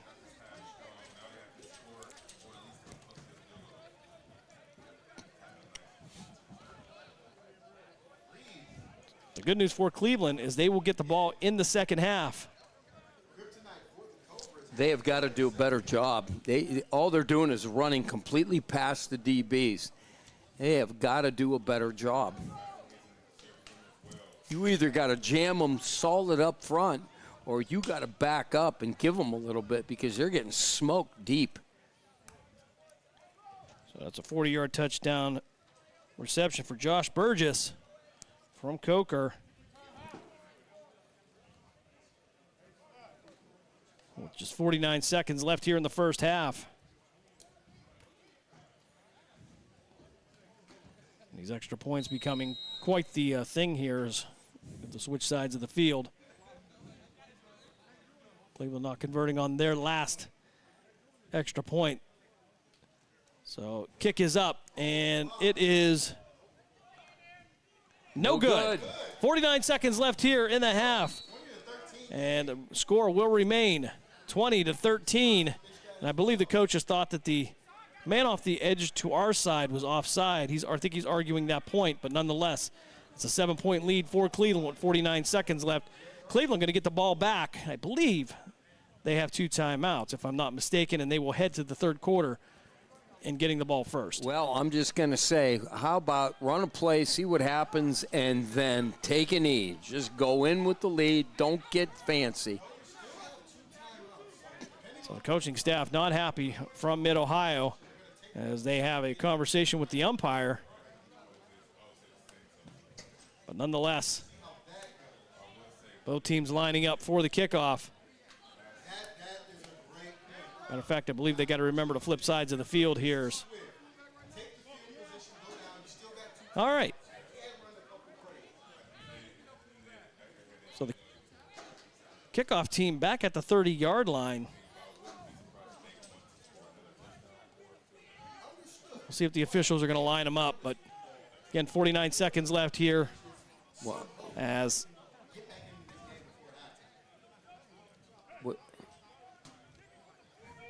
we have some kind of... There must have been something that went on. Okay, yeah, the kickoff team lining up at the 30. Okay, And there you go. Now they're going to move them up. Okay. I didn't see a flag. I don't know what the heck was going on. I didn't see Cleveland arguing the point either.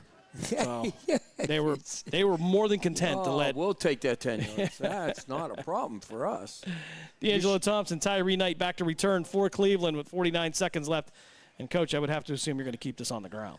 Well, I would think so. I'm thinking they're going to either pop it up or squib it. If you don't, you're asking for trouble. Well, Tyree Knight back there along with D'Angelo Thompson. I don't think you want either one of those ruining your good time here right before the half. And they're actually going to kick it towards D'Angelo Thompson inside the 20. And it's going to roll out of bounds, not touched. I don't believe there's the flag. And they will send the ball out near the 40-yard line, I believe, with 49 seconds left here. 2 timeouts to go, Coach, and with some creative clock management, you could actually look at a field goal. You got Jeff Cooperrider sitting there on your sideline. Again, but let's just be careful of where you're at and what you're doing here. You don't want to pick 6 or do something silly to get the ball back in their hands. I understand that this is going to be a decent field position, but don't. All right, where are we? 30? The official now walking back to the 35. I believe that should be the 40-yard line, but all right. Modified college rules. Canadian style. Canadian style. Sounds like a nice T-shirt. All right, so Thompson now with T.J. Johnson back there, have a fullback to his right, twin receivers to the left and the right.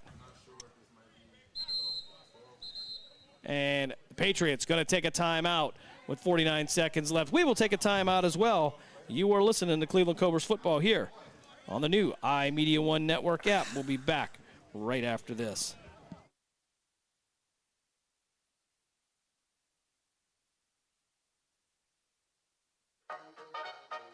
Are you tired of switching apps just to catch your favorite shows and live events? Say hello to the iMedia One Network app, your one-stop destination for streaming and everything that matters. From national sports to exclusive local content, Western Reserve Radio, Western Reserve Radio 2, and City View Sportscast are now all in one place, anytime, anywhere. Download the free iMedia One Network app on iOS and Android and unlock the future of sports audio in the palm of your hand. The iMedia One Network, your sports app in the Valley. Thompson in the shotgun again. Johnson behind him. Fullback to the right. Receivers 2 by 2. 49 seconds left here. And we're going to have a flag. And that'll come from the referee. So.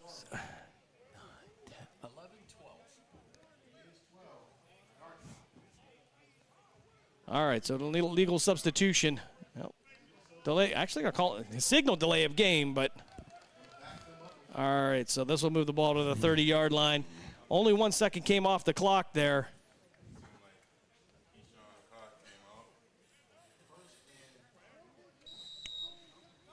So the officials have been a part of this game today.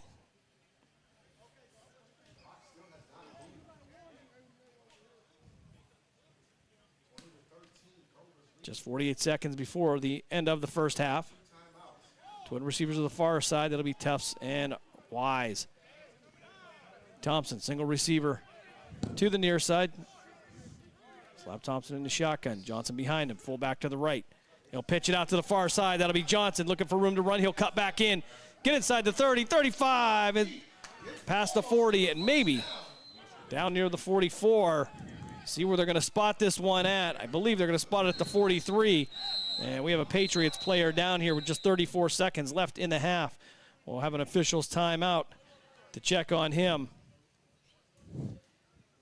And while they do that, we'll step aside for a timeout as well. You are listening to Cleveland Cobras football here on Western Reserve Radio, part of the iMedia One Network. We're back right after this.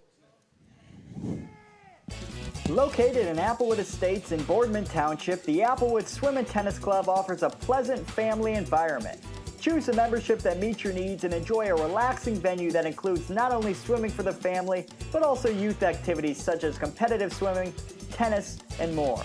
Enjoy the friendly atmosphere all summer long with the staff and members of the Applewood Swim and Tennis Club. For more information, go to applewoodswimandtennis.com or call 330-953-2833.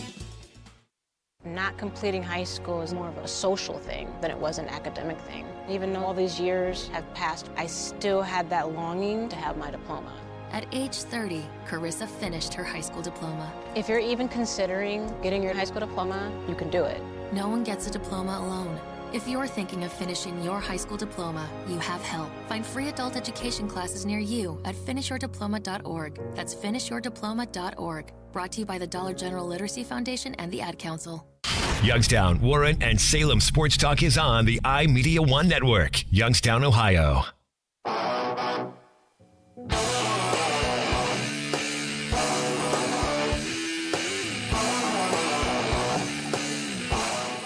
.34 seconds left here in the first half. Cobras with a 20-13 lead.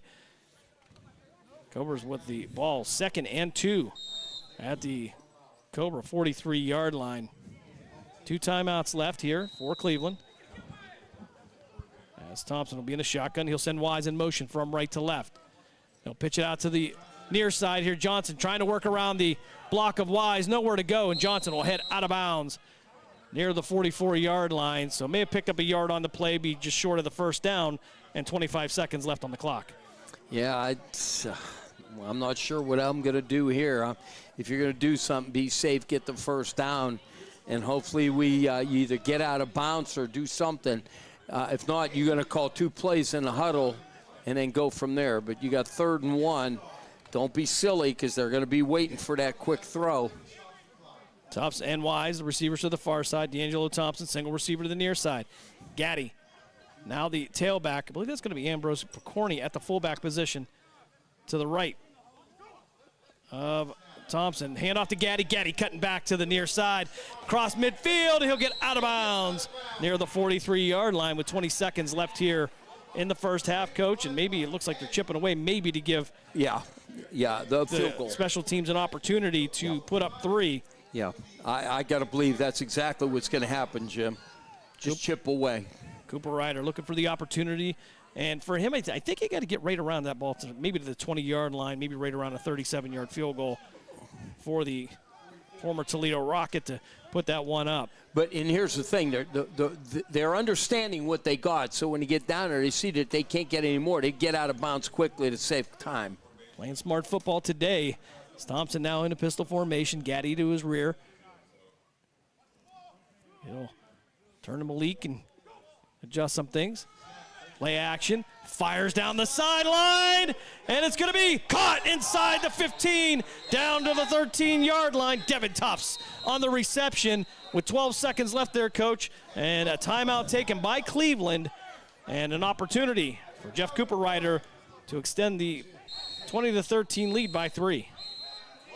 Now, Coach, you've got, I believe they got 1 timeout left here. Maybe you want to run a play, maybe to the outside. You know what I'm shocked is their coach has been on this field quite a bit. There you go.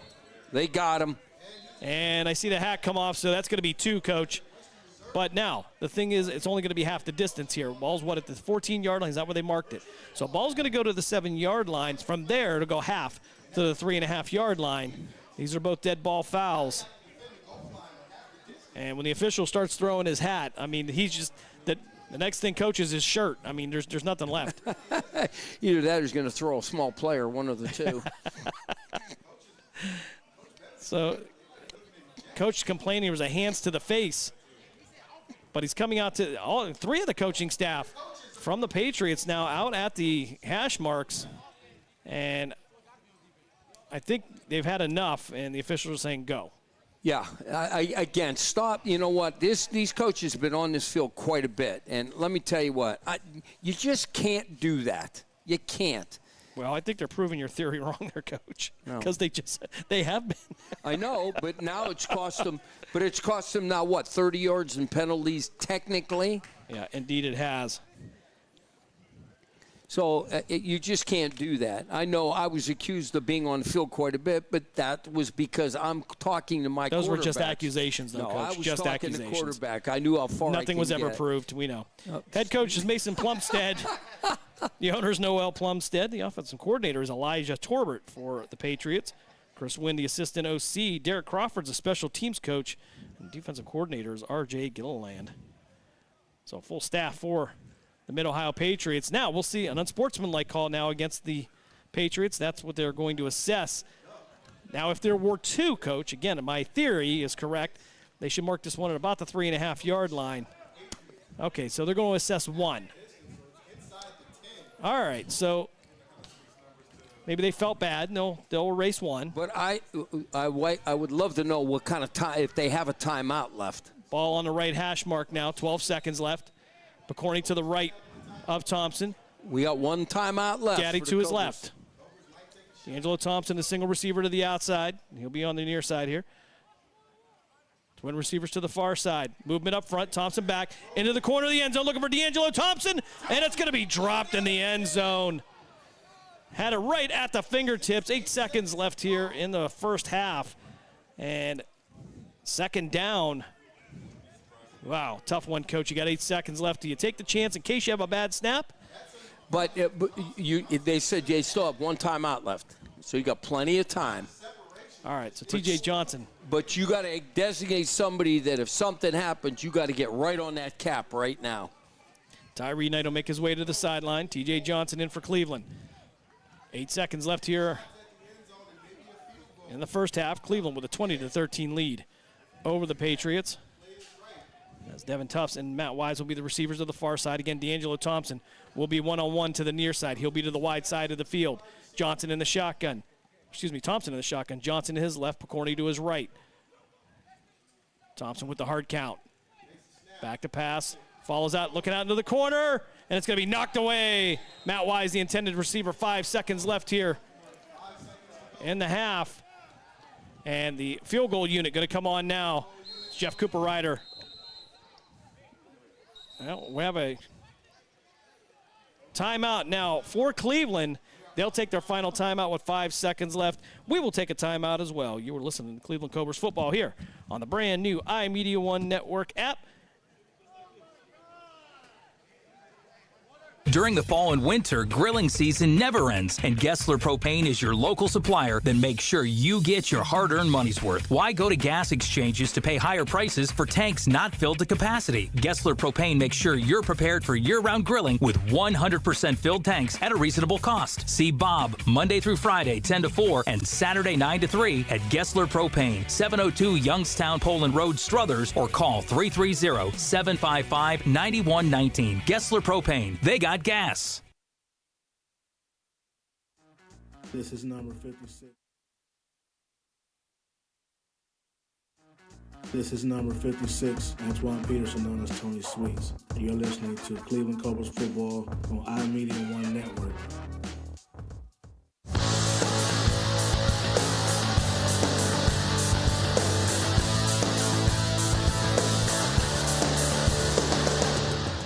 Five seconds left here in the first half. Jeff Cooper Ryder on for the field goal. And I believe the ball's marked at the 7-yard line, so we'll call this a 24-yard field goal. He'll kick it from the right hash. Sun, right into the face of Cooper Ryder. CJ Hale, the holder. See if they can get the snap back this time, and we'll get a whistle. And Patriots going to take a timeout here. They'll try to ice the kicker, as we mentioned earlier. And I don't know, Coach. I mean, it's all right. So nonetheless here, Patriots take a timeout. And again, Cobras will get the ball to start the second half. So if they can put up 3 now and then have a successful drive in the third quarter, really a huge advantage for the Cleveland Cobras. And Coach, quite honestly, for the first time in many weeks, we've seen that run game get going, and that has really balanced out the Cleveland Cobras, and they look like a completely different team. Yeah, I was just going to say, and I agree with you, this is the first game that I witnessed to them that they actually look good as a football team. They've seemed to come together, and that's what they needed. Here we go. So again, C.J. Hale, the holder for Jeff Cooper Ryder. 5 seconds left here. Cleveland with a 20-13 lead. Be headed to the half here momentarily as they'll kick this one from the right hash. Mark Means listening in. Of course, he had the Patricians and Falls game earlier. Kick by Cooper Ryder up, and it is going to be no good. Oh, man. And the clock will hit zeros, and Cleveland will go to the half with a 20-13 lead. But again, Coach, that advantage, they're going to get to do it one more time back-to-back here as they'll get the ball in the third quarter. And that could be, to me, that opening drive could be huge for Cleveland in terms of the way you're going to play this game. Absolutely. They have got to go in, regroup a little bit. What I would do is I'd have the snapper out here with the punter, whoever, and they got to get these snaps on. Again, it was so high, but if Tommy got it down, it throws the timing off a little bit. And the spot, too. I mean, it throws all that off. So he's got to, that center's got to do a better job. Well, I didn't hear the coach yelling at him, so I would. Anyway, nonetheless, here we are at the half here. Cleveland goes into the locker room with a 20-13 lead. We're going to step aside for a timeout. When we come back, we'll give you a scoring recap. We'll try to get you some scores from around the area. All that and more coming up at the half. You are listening to Cleveland Cobras football here on Western Reserve Radio, part of the iMedia One Network. We're back right after this. Nina's Pierogi House is your home for the area's best variety of pierogies. Daily specials include the Polish platter, the Hungarian platter, stuffed cabbage, and halushki. Having a last-minute get-together? Lena's has you covered with a wide variety of frozen take-home pierogies and dumplings. Go to Facebook at Lena's Pierogi House to see the weekly lineup of available flavors for dine-in or carry-out. Catch the best at Lena's Monday from 10 a.m. to 4 p.m. and Tuesday through Friday from 10 a.m. to 8 p.m. 20 North Main Street in Hubbard, or call 234-254-8532. What I know about courage, I learned from my adoptive mom.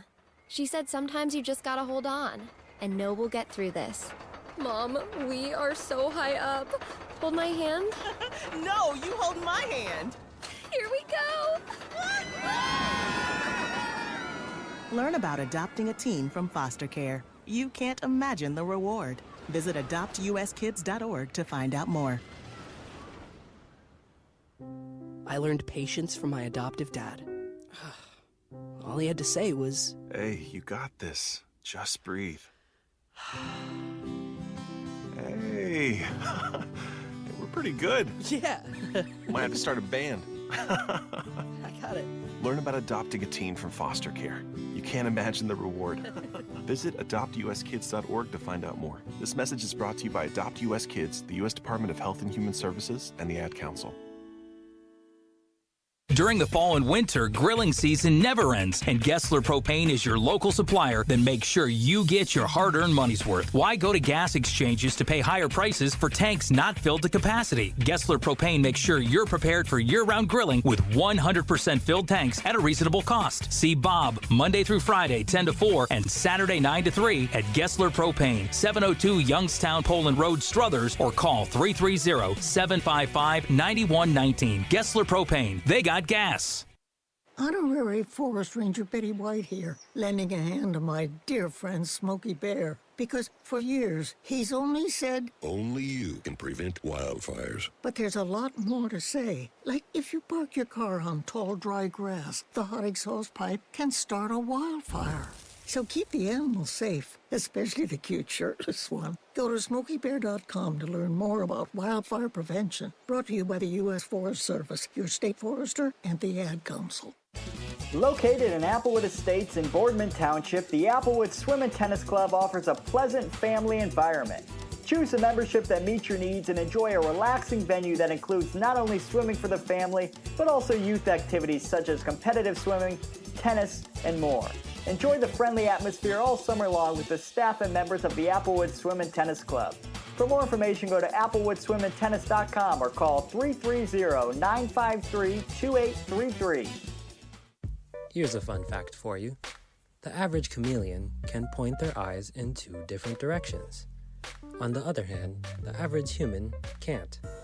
So unless you're a chameleon, there's absolutely no way you can focus on texting and driving at the same time.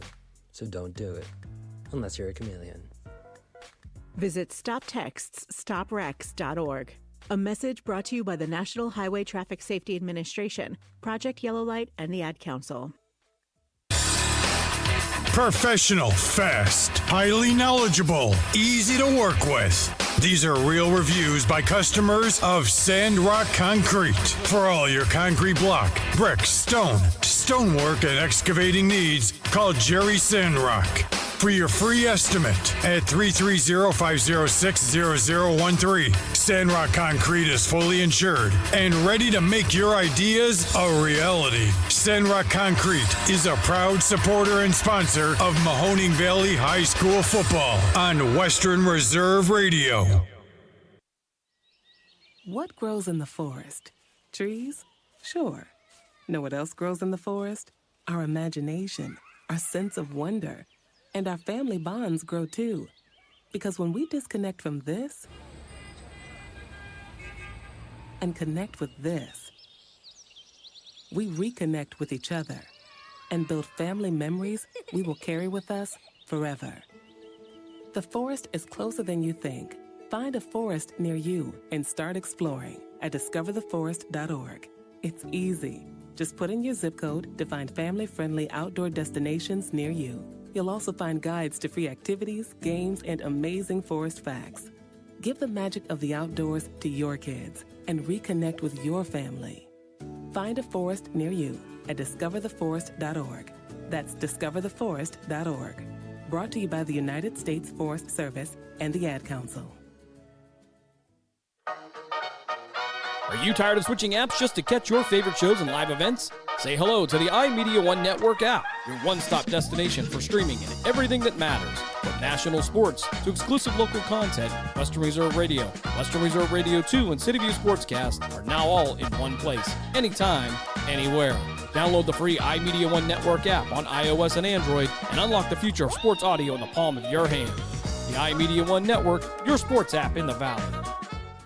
Your home for PAFL football is the iMedia One Network. Western Reserve Radio, Western Reserve Radio 2, and City View Sportscast, Youngstown, Ohio.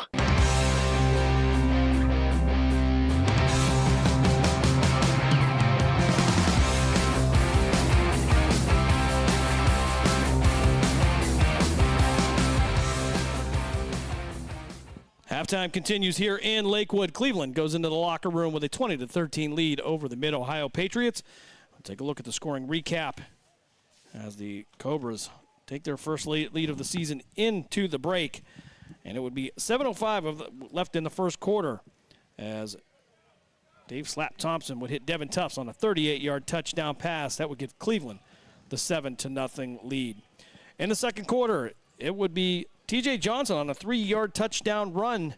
They would extend that lead to 13-0. They would not convert on the extra point. With 4:10 left in the second quarter, a 53-yard touchdown pass for the Patriots would get them on the board. They would cut the lead to 13-7. And with 1:24 left in the second quarter, Dave Thompson would hit Matt Wise on a touchdown pass to extend the Cleveland lead to 20-13. But not to be outdone, the Mid-Ohio Patriots with 49 seconds left. It would be Burgess on a 40-yard touchdown run for the Patriots that would cut the lead to 20-13, and that's where we are here just before the kickoff of the third quarter. Cleveland will receive, and a final score is we tried to get you some scores from around the area, not always the easiest thing to do here. But over on Western Reserve Radio 2, Mark Means, Dave Clark, Dave Ferris, bringing you all the action of Youngstown Patricians football. The Patricians, they dropped their ball. They dropped that game. They dropped that game to the Falls Rapids by a score of 13-3. And again, trying to look around here for scores around the area, but nonetheless, that's not happening. Last we heard, the Erie Express were up on the West Virginia Leviathan 3-0. That was just about maybe 4 minutes ago here, and we'll take a look around, see if we can find something as well. Just under 3 minutes left here before the third quarter. We'll step aside for a timeout. When we come back, kickoff of the third quarter action here in Lakewood. You're listening to Cleveland Cobras football here on Western Reserve Radio, part of the iMedia One network. Okay, men, this is your time. Maybe you didn't choose this, but you're here now. You're gonna go out there and be an all-star caregiver.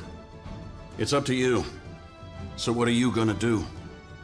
You're gonna go grocery shopping, cook, clean, be there emotionally and physically. You gotta dig deeper. Drive them to physical therapy, doctor's appointments. Don't you forget about the pharmacy. I know you won't, because that's what caregivers do. Don't give up. Don't ever give up. This is your time to show the world, your family, and yourself that you're tougher than tough. Now go out there and be the best caregiver this world has ever seen. Caregiving is tougher than tough. Find the care guides you need at aarp.org/caregiving. A public service announcement brought to you by AARP and the Ad Council. Hi, I'm Danica Patrick and proud aunt. Watching my nieces grow, play, and learn is amazing. But not every child gets to be carefree. 1 in 6 kids in the U.S. are hungry. 1 in 6. That little girl sitting alone at the playground, she can't play like the other kids. She doesn't have the energy because she's hungry. School lunch will be her only meal today. It breaks my heart that this is the reality in our country, but it's something that Feeding America is working to change. Each year, the Feeding America network of food banks rescues billions of pounds of good food that would have gone to waste. This food is then provided to families and children in need. Being a kid should be about using your imagination, learning, and having fun. These children shouldn't have to miss out on simply being a kid because they're hungry. To find out how you can help end childhood hunger in your community, visit feedingamerica.org. Brought to you by Feeding America and the Ad Council. Here's a fun fact for you. The average chameleon can point their eyes in 2 different directions. On the other hand, the average human can't. So unless you're a chameleon, there's absolutely no way you can focus on texting and driving at the same time. So don't do it, unless you're a chameleon. Visit StopTextsStopWrecks.org. A message brought to you by the National Highway Traffic Safety Administration, Project Yellow Light, and the Ad Council. Youngstown, Warren, and Salem's local and national sports talk can be found on TuneIn and the Live 365 app at Western Reserve Radio, WRDB, The Scourge.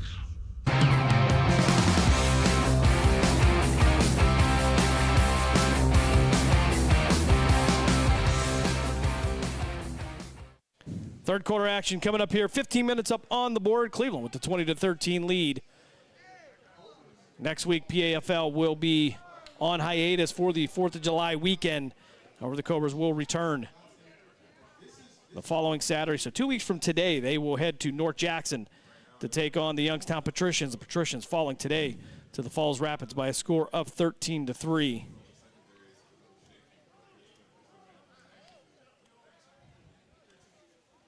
And for the Patriots, we'll see if they're going to kick this one deep again. We're going to have Tyree Knight back to return for Cleveland. And he hasn't gotten a whole lot of returns this year, Coach, as they have kept him on the ground and away from him. Well, and he's such a weapon. I'm sure that his name has got around the league, or if they get on YouTube and watch some of their film, I'm sure that they know he is a dangerous human being. So D'Angelo Thompson will join him in the backfield as well.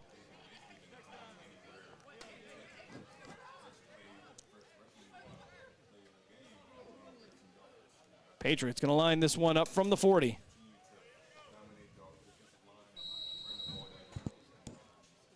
And we get the whistle for play as third quarter action gets underway here in Lakewood.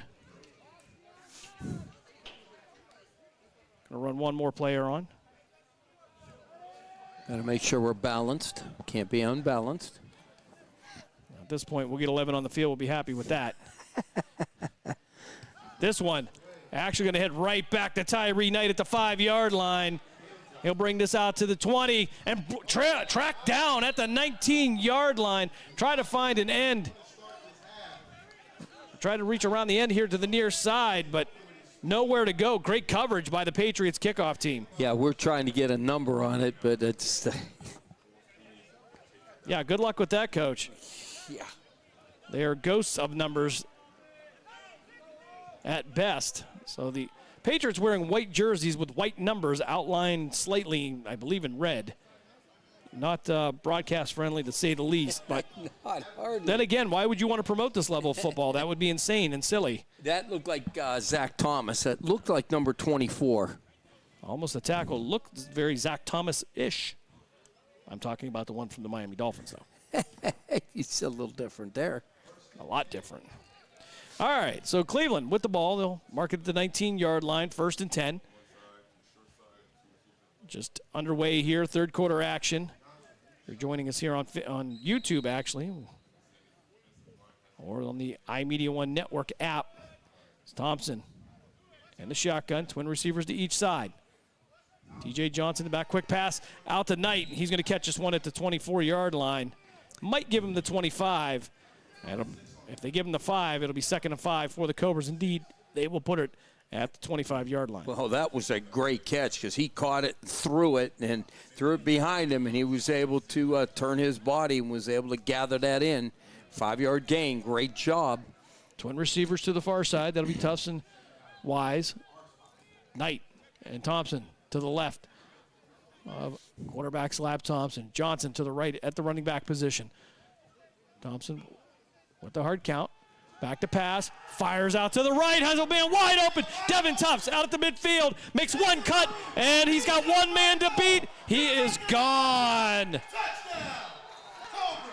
75-yard touchdown pass, Dave Thompson to Devin Tufts, and that gives Cleveland a 26-13 lead. And, Coach, we said they had to have a big drive. They strike quickly. Well, I want to tell you something. That was a drop ball by the defense. There was nobody within 20 yards of them.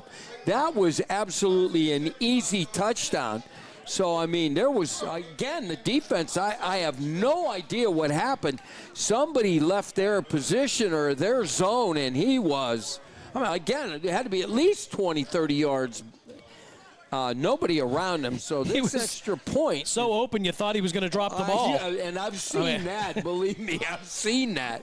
Because you're thinking it just can't be this easy, and certainly in that case it was.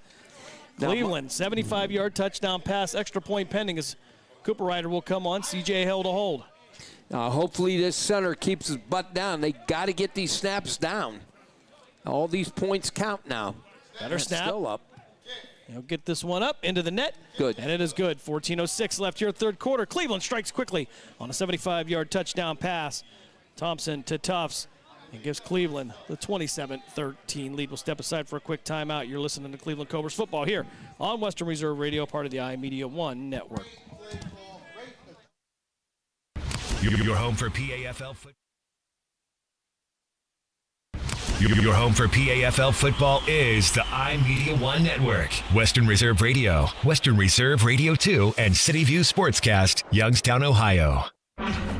Youngstown, Warren, and Salem's local and national sports talk can be found on TuneIn and the Live 365 app at Western Reserve Radio. WRDB, The Scourge.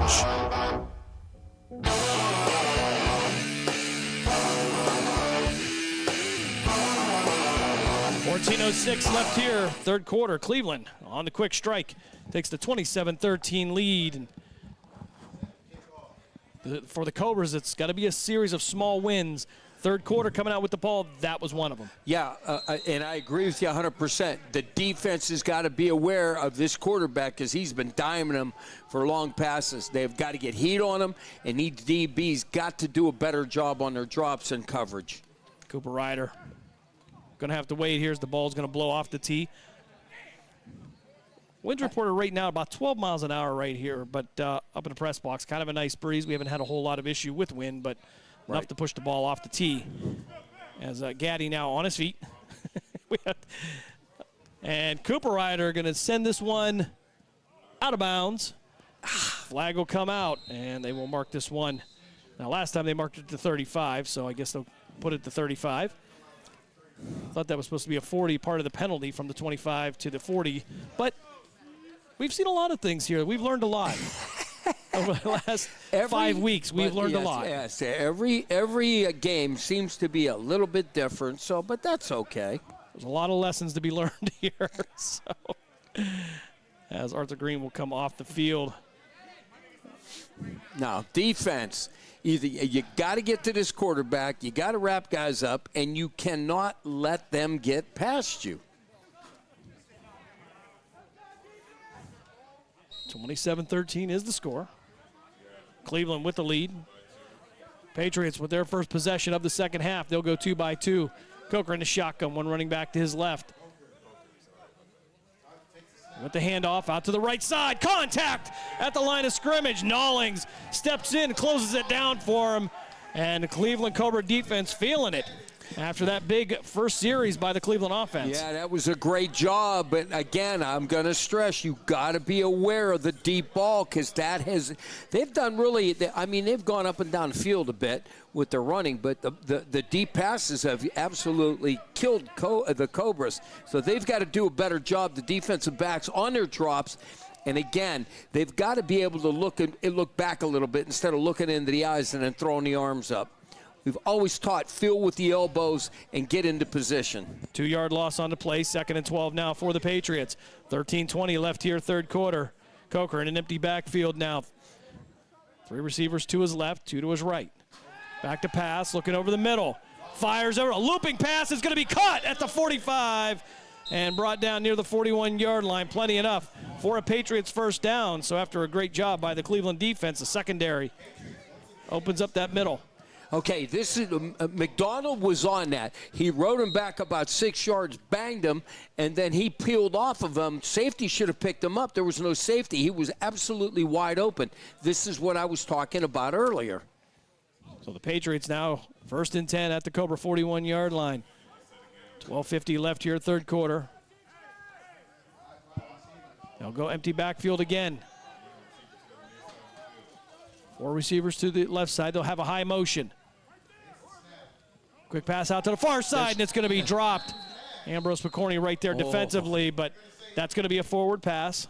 Incomplete. 2nd down now for the Patriots. Well, okay.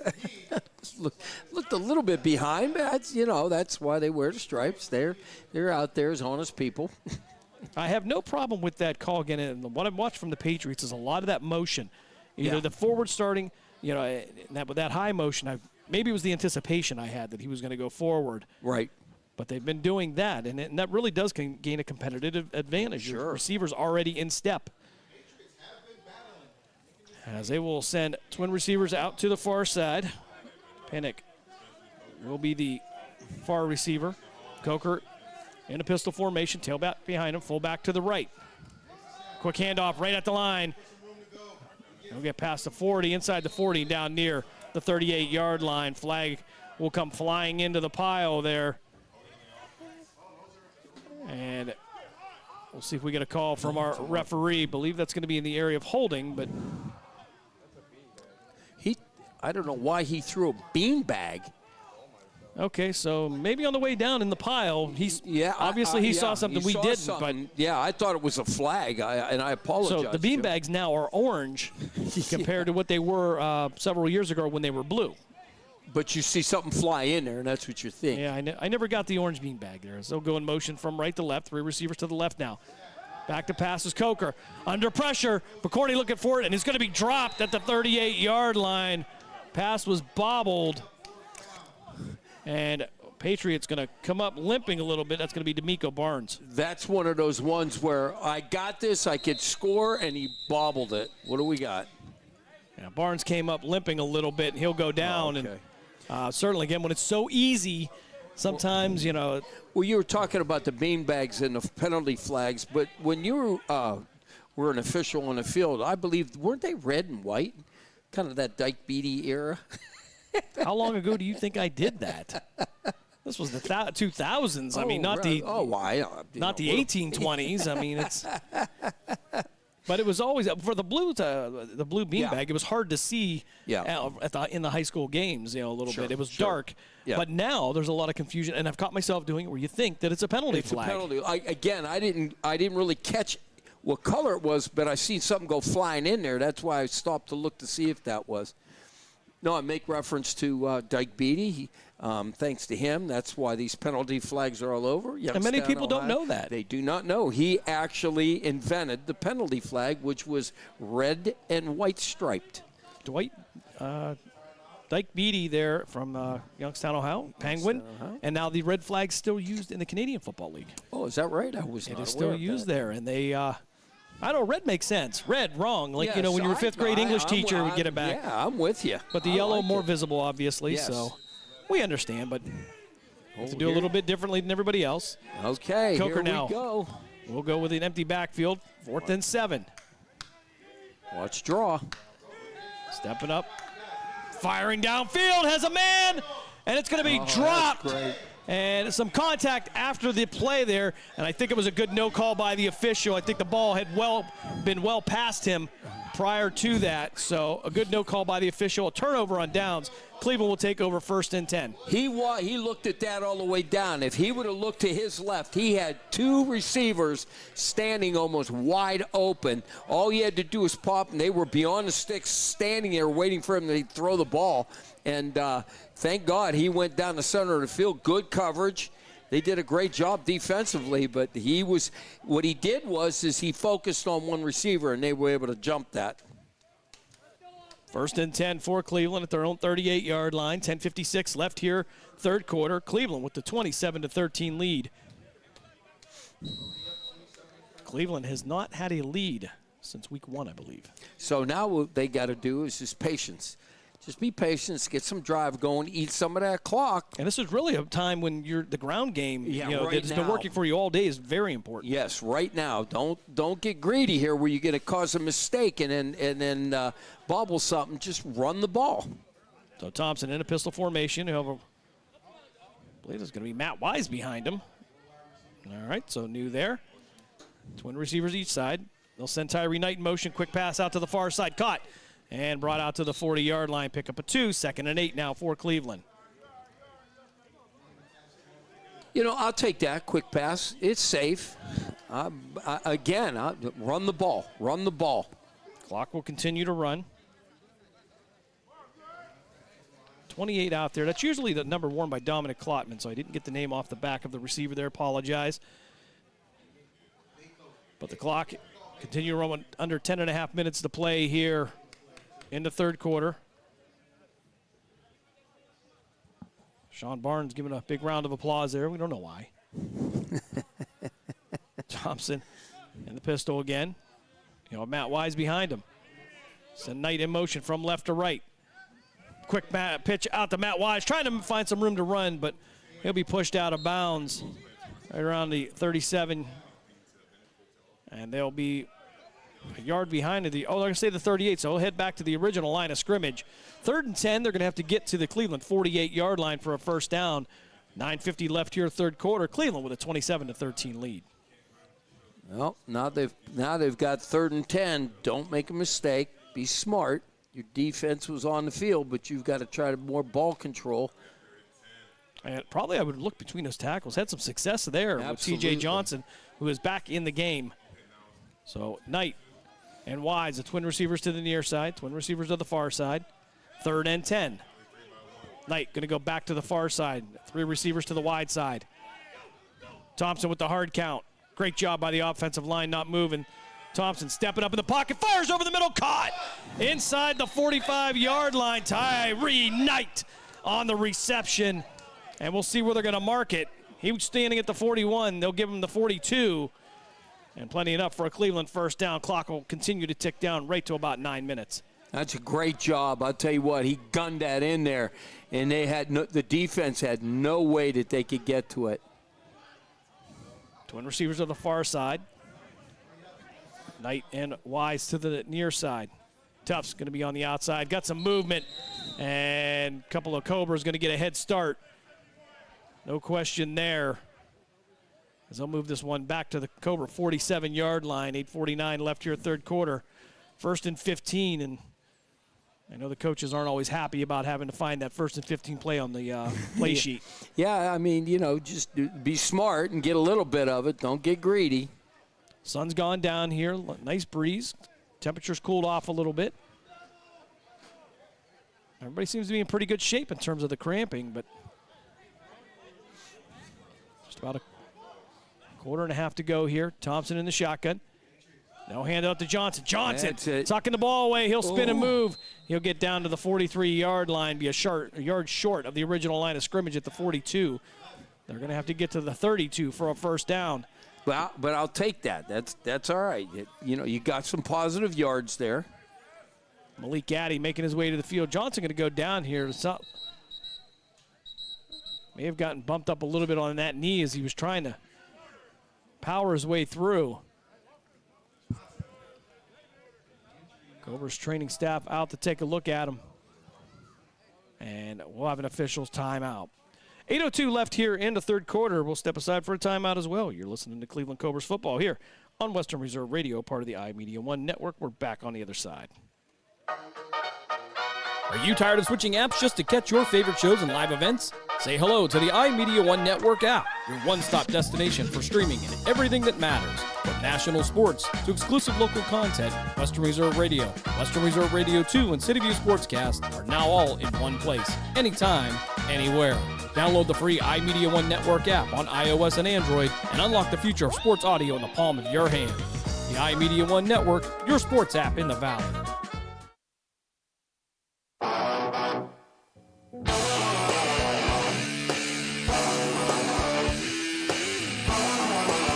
.40 left here, third quarter. Johnson will walk to the sideline on his own power. There go twin receivers to the far side. Pistol formation will be a fullback to the left of Thompson. Gaddy will be the tailback. Single receiver to our near side. It'll be the wide side of the field. Dave Thompson with the quick pitch. Out to Malik Gaddy with the cut to the inside the 35, upended, and he'll fall and land at the 30-yard line.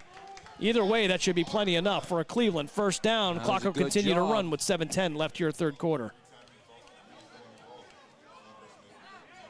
I don't know if I want him jumping up like that there, Coach. I mean, you don't want that. That's when you really get messed up. He needs an FAA license for that. Ambrose Picorni in the backfield as the fullback. Gaddy still the tailback. Gaddy trying to get some last-second instructions here from Dave Slap Thompson. Thompson waiting for the snap. 6:36 left. Quick pass out to Tyree Knight. Cuts to the inside, 30. And he'll make it out inside the 25, down near the 24-yard line. They may even give him the 23 as the clock will continue to run with 6:23 left in the third quarter. That's a good job. You know what? They're playing smart football. Very smart football. So ball at the 23-yard line. 2nd and 3 for the Cobras as we hit the 6-minute mark here in the third quarter. Thompson, again with Picorni to his left, Gaddy to his rear. Twin receivers to the far side. He'll pitch it out to Gaddy. Gaddy looking for room, trying to work off the block of his receivers. He'll get down to the 20-yard line. Ball come loose, but I think he was well down by the time that ball came out. With 5:40 left here, third quarter, and I think another good call by the officials there, not being influenced.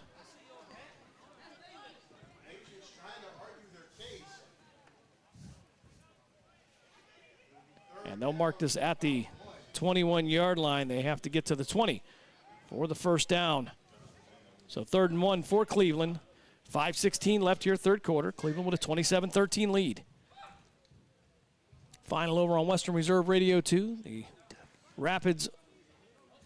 Falls Rapids get the 13-3 win over the Youngstown Patricians. With 5 minutes left here, third quarter. Twin receivers to the far side. Corning to the right of Thompson.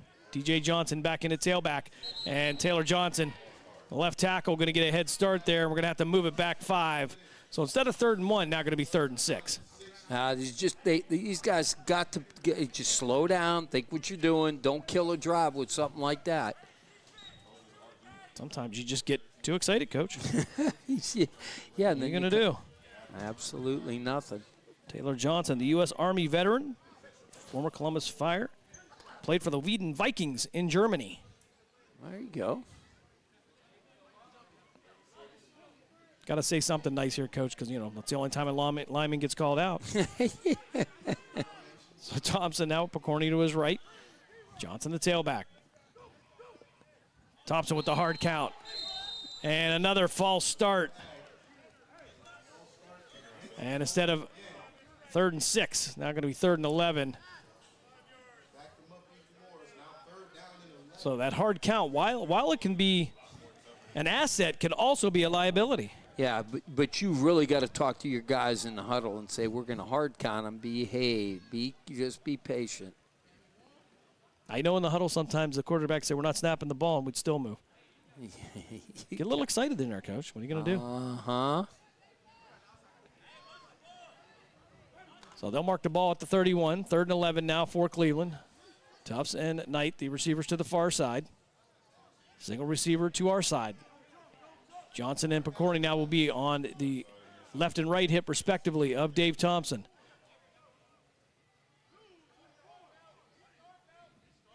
Thompson with the snap. Back to pass. Fires over the middle. Caught by Tyree Knight. Great at the catch. 16-yard line. Are they going to say he caught it, or was it? Oh, he caught that. Absolutely. Okay, so that's a catch. Oh, no, So they are going to give it to him. So that's enough a for a Cleveland first down. Great pitch and catch by Dave Thompson to Tyree Knight. Knight having a great game here so far. So 3:14 left here. The clock will continue to run, third quarter. Thompson now not in so much of a rush anymore. So mark the ball at the 16-yard line. Johnson behind him, Picorni to his right.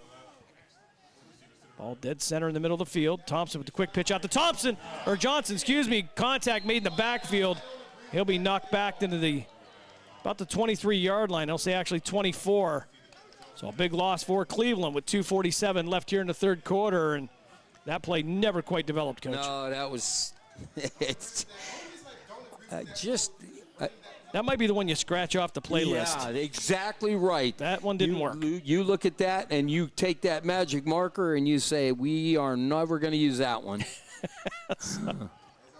They're going to mark this at the 24-yard line. And I believe from our angle, they're going to have to get to the 7-yard line for a first down. As they'll go back to the 2x2 receiver set. TJ Johnson to the left of Thompson. Ball going to be on the right hash mark this time as we approach 2 minutes left here in the third quarter.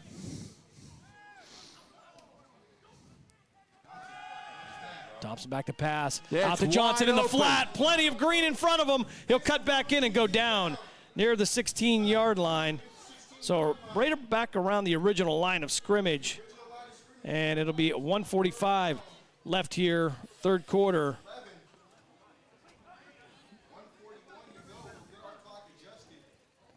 If I'm Cleveland, probably not in such a rush right now, Coach. Like eating this clock up, you're moving the ball, although you're behind the sticks. Back at the original line of scrimmage now, third down. 27-13 is the Cleveland lead.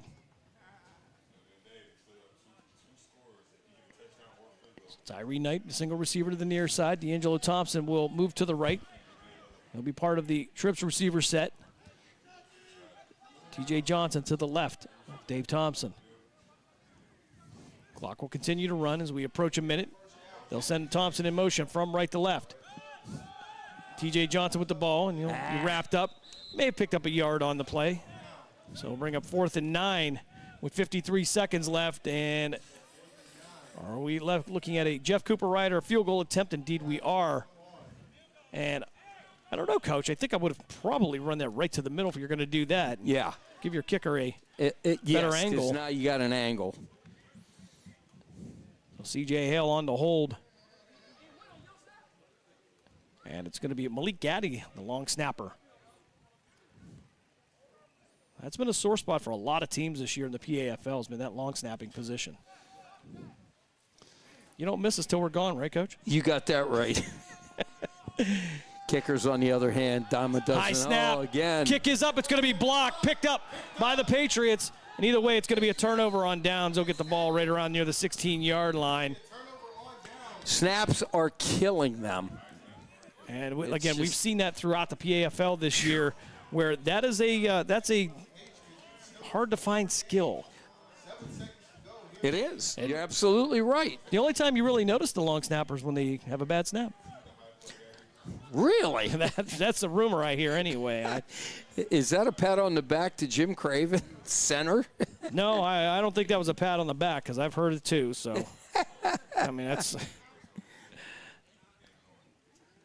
But you figure the NFL, not too many years ago, the league minimum for a long snapper was $750,000. I do that all day. For playing, well, what do you think, Coach? 6-7 plays a game if you're a long snapper, maybe play some other special teams. Yep. Maybe a kickoff team, kick return team. Yes, he broke it down. As Coker in an empty backfield, 3 receivers to his left. He'll plant his feet, looking out to his right, fires into the flat, caught at the 25, 30, and he'll fight his way out to the 34-yard line. And now they're close to this sideline. We'll see if we can get you a receiver. That's going to be Cameron Thompson on the reception. And that will do it for third quarter action here in Lakewood. We go to the fourth quarter. Cobras with a 27-13 lead. We're going to step aside for a timeout. You are listening to Cleveland Cobras football here on the new iMedia One Network app. We're back right after this. Are you tired of switching apps just to catch your favorite shows and live events? Say hello to the iMedia One Network app, your one-stop destination for streaming and everything that matters. From national sports to exclusive local content, Western Reserve Radio, Western Reserve Radio 2, and City View Sportscast are now all in one place, anytime, anywhere. Download the free iMedia One Network app on iOS and Android and unlock the future of sports audio in the palm of your hand. The iMedia One Network, your sports app in the Valley. Someone's got to set the tone out there, boys. Someone's got to set it. The station that sets the tone for Youngstown Phantoms hockey is Western Reserve Radio. WRDB, The Scourge. Empty backfield for Coker, back to pass. Floats it out to the flats on the left side, and it's complete. At the 45-yard line, he'll fight his way out near the 48, maybe even the 49. That'll be a first down for the Patriots. Tez Johnson on the reception for Mid-Ohio. And Coker has a nice passer. That ball just floats nicely out into the flats. I tell you what, he hits his receivers right in the chest. So they have got to be aware. They have got to shut him down. They've got to get to him. So empty backfield again, 3-man front. A little bit of pressure on there. Coker being chased down. And he's going to keep the ball across the 50 and go out of bounds near the 47-yard line. Arthur Green applying some pressure there, but Coker able to break contain, get to the outside, and go out of bounds on the Patriots sideline. Yeah, Jim, they collapsed on that end, and they came straight at him instead of getting depth and squared in a little bit, and he just waited and then tucked it, went around him, and good yardage. 14:04 left here in the game. Patriots with the ball now, second down at the Cobra 46-yard line. Cleveland with a 27-13 lead.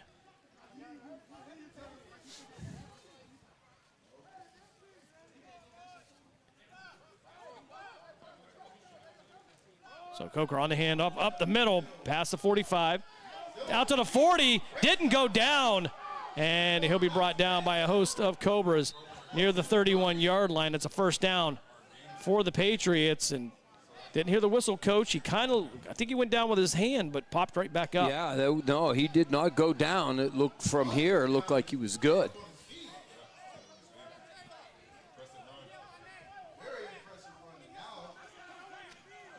Malik Gaddy going to make his way to the sideline. Beth Betancourt checking on him. Official's not going to stop the game for this one. They'll wait till he gets off the field, and they'll give the whistle for play. Coker will have DeYoung to his right. Send a man in motion from right to left. Back to passes. Coker looking out in that flat, and again completes it at the 20-yard line. And again, that nice touch on that ball there, Coach. He had to go down for it, but well-placed ball. Yeah, the receivers are going after him, and I'll tell you what, they're catching everything he throws. They have got to do a better job. These DBs have got to get tight on him. Ball at the 20-yard line now. First and 10 for the Patriots. 12:39 left here, fourth quarter. Cobras with a 27-13 lead. A touchdown by the Patriots can make this game a lot more interesting. As Coker now will one running back to his left, send a man in motion from right to left. Again, looked like he was turning upfield a little bit. Under pressure, Little John. But then it's going to be thrown out into the flat, caught, out to the 5, and into the end zone for the touchdown. 12:15 left here in the fourth quarter. Patriots get into the end zone. I believe it's going to be Brian Trey Wade. If I could see that white number correctly. Gives the Cobras a 27-19 lead now.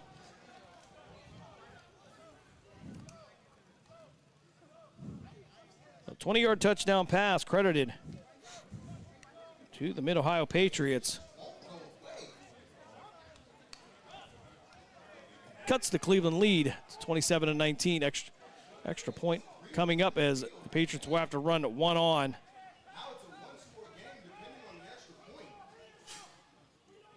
See if Cleveland comes after this one. They're overloading what will be the defensive right side.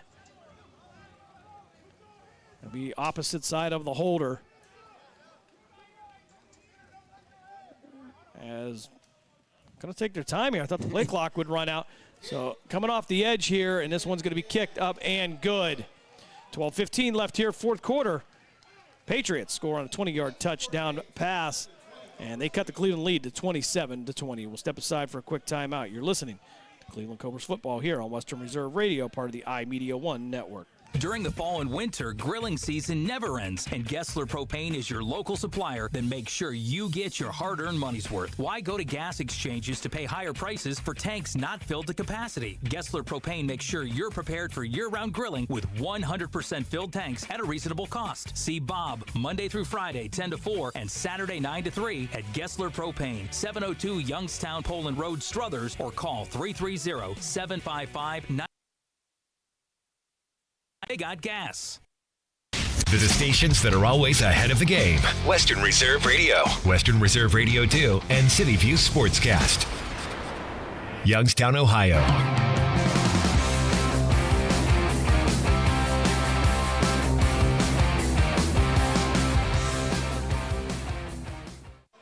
$12:15 left here in the game. Patriots get in the end zone on a 20-yard touchdown pass. They cut the Cleveland lead to 27-20. That would be Coker's third touchdown pass of the night. So both signal callers for Cleveland with 3 touchdowns apiece. And Tyree Knight heading back there, and I believe this is going to be Tamir Stevens joining him this time. Keith Wooten, the right-footed kicker. So you would anticipate this would go to Stevens most likely. You often wonder why Tyree Knight would not switch with him. You like to get the ball in his hands. As Wooten will set this one up. Cleveland with the 7-point lead. And this one's going to go to Tamir Stevens right at the 8-yard line. He'll bring it up forward. Find some room, run into his own man, and break a tackle, bringing it back to the near side now. Finding another lane, he'll be brought down from behind at the 31-yard line. Henry Cisse on the tackle for the Patriots. And the Cleveland kick return team, again, giving the Cobras a nice starting point right around the 31. Actually, going to give them the 32, Coach. Yeah, it's a good return. We'll take it. I thought they might get a little bit more out of that, but that's all right. We're in good shape. Now, here's the deal. Got to get a drive, got to get points. Because right now, you're only a score down, and we've already seen that they are just, on a long pass, they're just gouging them. So first and 10 from the 32. And I'll give the receivers credit. I'll tell you what, for the Patriots, they don't go down. I mean, they really twist and turn. Tufts and Wise of receivers to the far side. Knight and Kowal, the receivers to the near side. Hale at quarterback, hand off to Johnson. Johnson cutting back in. He'll get past the 35, near the 36-yard line. Pick up a 5. It's 2nd and 5 now for Cleveland. And you wonder, as you see C.J. Hale in there, he's actually getting the play, I believe, from Dave Thompson on the sideline. Thompson with a slight limp, wearing a baseball cap right now. So they'll go 2 by 2 again. 11:37 left here, fourth quarter. Clock continues to run. C.J. Hale, the first-year quarterback out of Euclid High School and Urbana University. Hale stepping up there. He's going to have to watch the play clock. Watch the back, Judge. And he'll get the 10-second count. Pass out to the far side. It's going to be cut by Tufts. Out past midfield. And he's going to cut back inside and be brought down unceremoniously at the Patriots' 35-yard line. Big gain on the play for Cleveland. And I'm not sure that the clock stopped with 11:05 left. It should roll. All there right. It is. It's rolling. So they'll mark the ball at the 35-yard line. Cleveland now well inside Patriots territory. Boy, I'll tell you what, when he let go of that ball, it looked decent, but then, boy, it hung, and I thought, oh, no. Fortunately, Devin Tufts able to reach out there with everything he had. Yeah. I thought that floated. I thought, oh, boy, we don't know how to pick and score right now. Tufts will start calling him stretch because those arms were out as far as they could go. And Hale going to pull this ball himself and get down to the 30-yard line.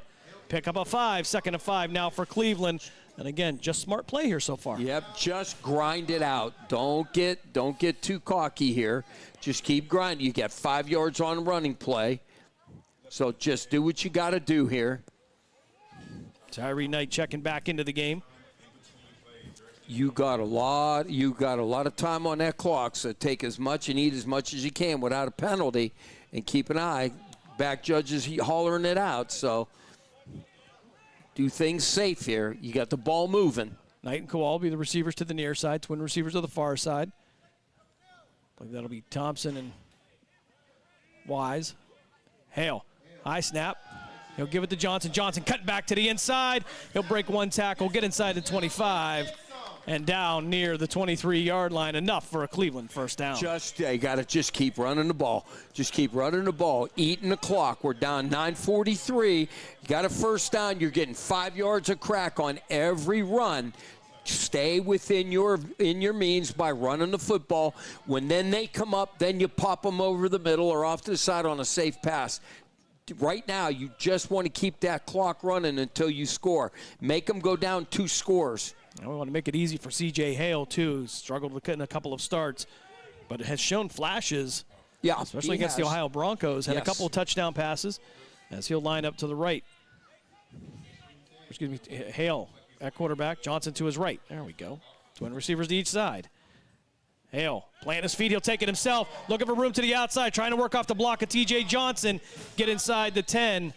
Well, he'll be just short of the 10-yard line. Won't quite get to the first. I'm going to think at least the 8 or 9. Well, 8 or 9 yards on hard to tell from our angle where he went out of bounds. I'm going to say he got 8 yards on that carry. Okay, so 2nd and 2. Now inside the 15-yard line. T.J. Johnson providing a lane there. Again, what they are doing now, they're gouging them on the run. Keep running the ball. Keep running the ball. Do not make that mistake in throwing the ball. Wise and Thompson to the left. Knight and Kowal to the right. Johnson to the left of Hale. C.J. Hale coming in relief of Dave Thompson. 8:22 left here in the game. Cobras with a 27-20 lead. Working inside the red zone now.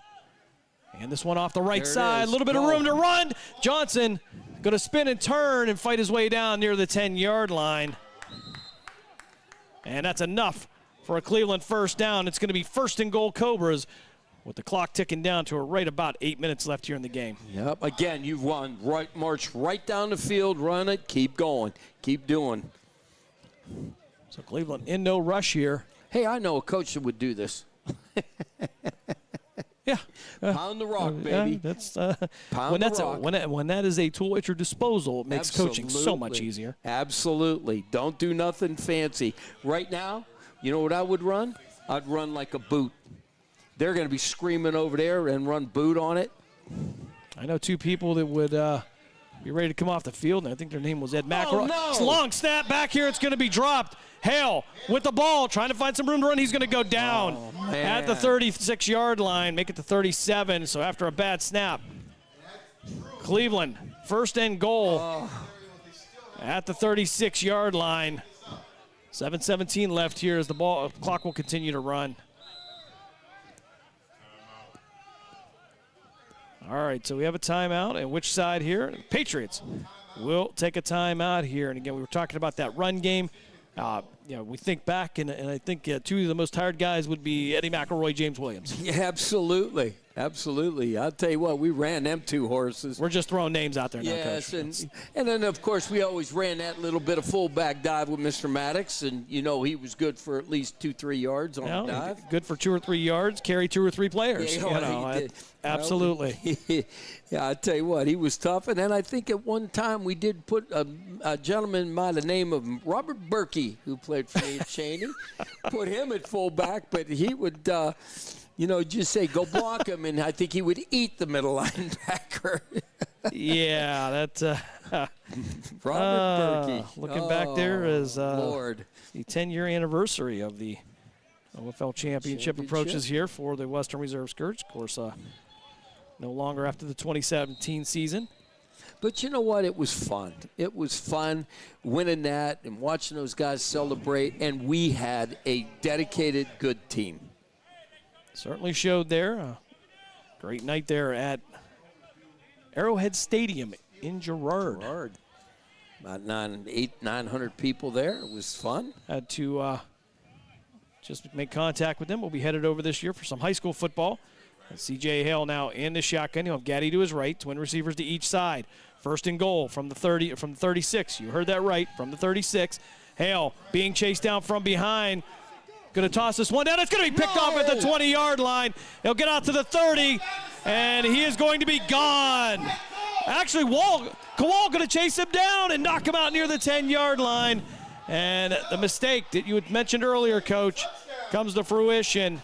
It's the Patriots. 1st and goal at the 10-yard line with 6:58 left here in the 4th quarter. Yeah, I just the kid needed to just throw it out of bounds. That's all. We got guys taking their helmets off here, and officials kind of let that one go. Wow. So, sides of the field are flipped rather quickly here, as we have a Patriot down right around near the Cobra 44-yard line. And I'm not sure this was a hit or if this was having a reaction here. All right, well, with that in mind, we will step aside for an official's timeout. 6:58 left here at 4th quarter. You are listening to Cleveland Cobras football here on Western Reserve Radio, part of the iMedia One Network. We are back on the other side. So, are you enjoying our station?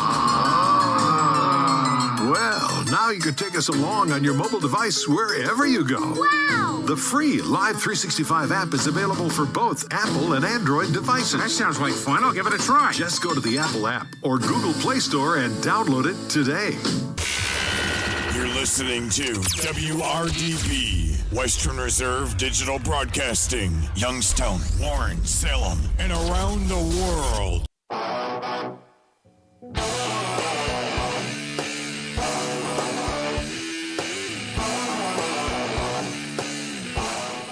Patriots intercept the ball at the Cobra 20-yard line, or excuse me, at the Patriot 20-yard line. They return it to the Cobra 10-yard line. And actually they're going to mark the ball at the 13. Mm-hmm. Okay, so they can still get a first down at the 3-yard line. 6:58 left here in the game. And Patriots now with the momentum. They have 13 yards to go. They'll need the touchdown and the field goal, and we're going to have a flag here. I believe this is going to be a delay of game. I'm actually going to count it up here. And there is 12 players on the field for the Mid-Ohio Patriots. We forgot the receiver here on the outside. That made 12. And that'll make it 1st and 15 from the 18-yard line. You can't argue that. I don't know why the Caps are arguing. You had 12 guys. They lined up. You can't do that. Hey, Coach, it's 11. Is there 12 in Canadian football? Oh, my Lord. Just keep coming back to that. I don't know. You like that Canadian football I stuff. do. I watch it just because there's just motion all over the place. Well, it's just like arena football. You're allowed to run forward. Coker back to pass, looking out to the left, fires into the corner, and it's going to be knocked away. Or is it caught? And Patriots catch that on an 18-yard touchdown pass coming with 6:50 left here in the fourth quarter. 27-26 is the Cobra lead, Coach. And here we talk about the extra point. But that should have been motion. And we've seen that all game, Coach, where they've been turning up. Absolutely. And they get that advantage for being in stride already. And that was illegal motion all the way. Now, would it matter? The ball was thrown to the backside, or from the backside of that play, so really didn't matter there. But in the same effect, it's a penalty. You know, that would have changed. That would have changed the play. Absolutely. But we've seen it so many times tonight.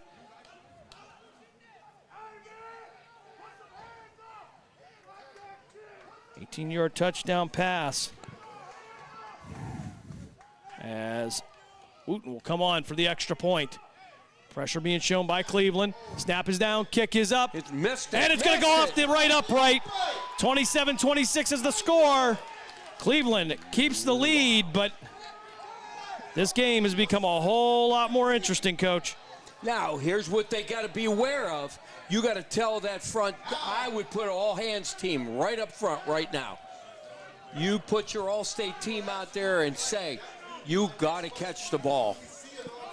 Coker throwing his 4th touchdown of the night. Got the Patriots within 1, but the conversion going off of the right upright. Let's Cleveland keep their lead, but by only a point. I think you're exactly right, Coach. We've seen at this level. We've seen, and again, there's 6:50 left here. There's a lot of time left in this game. That's a ton of time. Conventional wisdom would say you don't do the onside kick, but we've seen it at this level. We have. Well, earlier they kicked it and they went down and scored. Here's my thing is, grind it out. You were gouging them all that time, okay, inadvertent snap, okay, and that's all. Stuff's going to happen in a game. But my thing is now just grind it out. You can eat 6 minutes on that. Hands team out here. Hands team out. Abe Taylor, Deontay McDonald. Thompson's out there as well. Serby the receiver. Slater a receiver as well. And Cleveland's going to take a timeout as Shane Glover, the special teams coach, will try to make sure they get this one right with 6:50 left here in the game.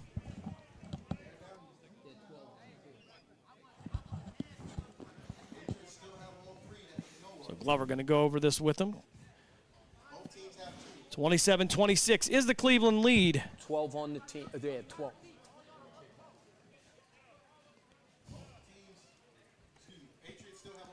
So they'll count them up here now as against special teams coach Shane Glover making sure they get this right. 10-11. See?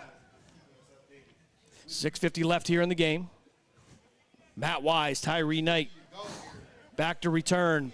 But you look up the front here, it's Serby, Slater, Taylor, McDonald, and Thompson, the front 5.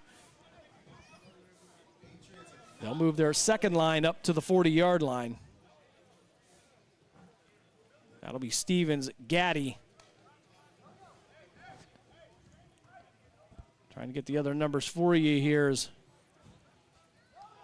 Wooten. Now we'll kick this one off, and I think they'll be happy to see a deep kick on this one. Wooten on the approach. This will be a deep kick. Back to Tyree Knight. Knight picking it up just past the 5. Out to the 20. Cutting back to the outside. Runs into his own player, and he's rode down at the 28-yard line.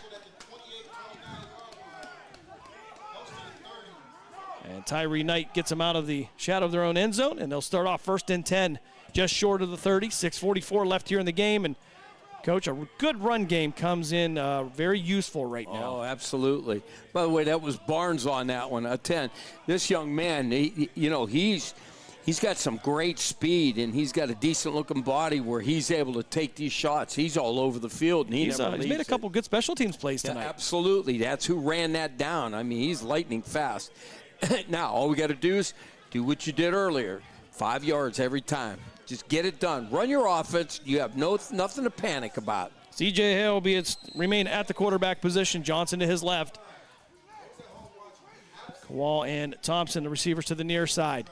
Twin receivers to the far side. 6:44 left here, fourth quarter. They give it to T.J. Johnson. Johnson going to drive past the 30 out to the 40-yard line. And he's going to keep his legs moving. He'll fall down near the 45-yard line, and a first down for Cleveland. And again, the run game has been on point tonight for the Cobras. And the clock stopped with 6:32 left here, fourth quarter.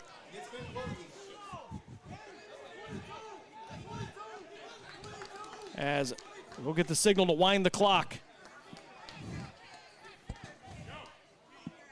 Ball at the 45-yard line. Tufts and Wise, the receivers to the far side. The Wall and D'Angelo Thompson to the near side.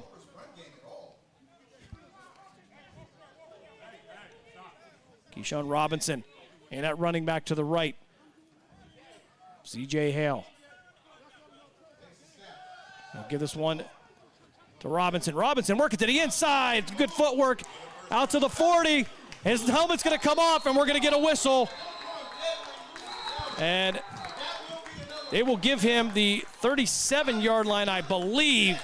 And Keyshawn Robinson with a great run, and he's taking advantage of his carries. Hasn't gotten many this year, but definitely taking advantage of it. I'll tell you what, they're running possessed is the only way to describe this. These guys, I mean, that was a 18-yard carry. That was amazing. But again, we talked about just keep running the football. They haven't stopped them. 5:34. Get down there. Running game will solve all of your problems. Yeah, absolutely. You're going to eat clock. Do not throw the ball. So ball at the 37-yard line now. Hale at the quarterback position. T.J. Johnson will come in. Robinson had to come off for a play because of the helmet issue. Twin receivers to each side. Clock approaching 5:10 left here in the game. I assume he'll wait for the signal from the back judge. Johnson with the carry. Gets to the outside, past the 35. He'll make it to the 30, 25, and out of bounds near the 25. And I don't think he wanted him to go out of bounds. But we're going to have a flag on the play, and it's in the area of holding. And that might bring that one back, Coach. And that's all right.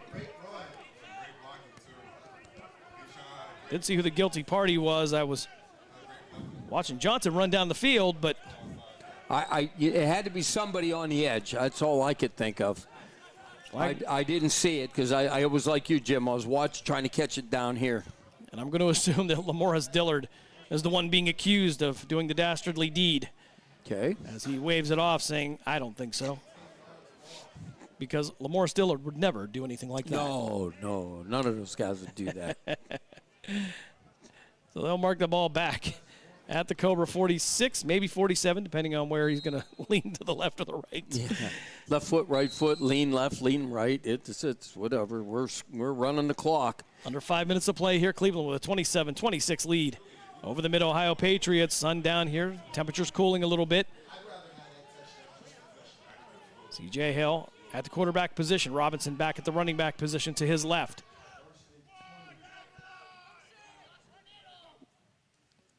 Give this one to Robinson. Robinson reading up front, trying to find some room, drops his shoulder, drives his legs, and he'll get to the 40-yard line.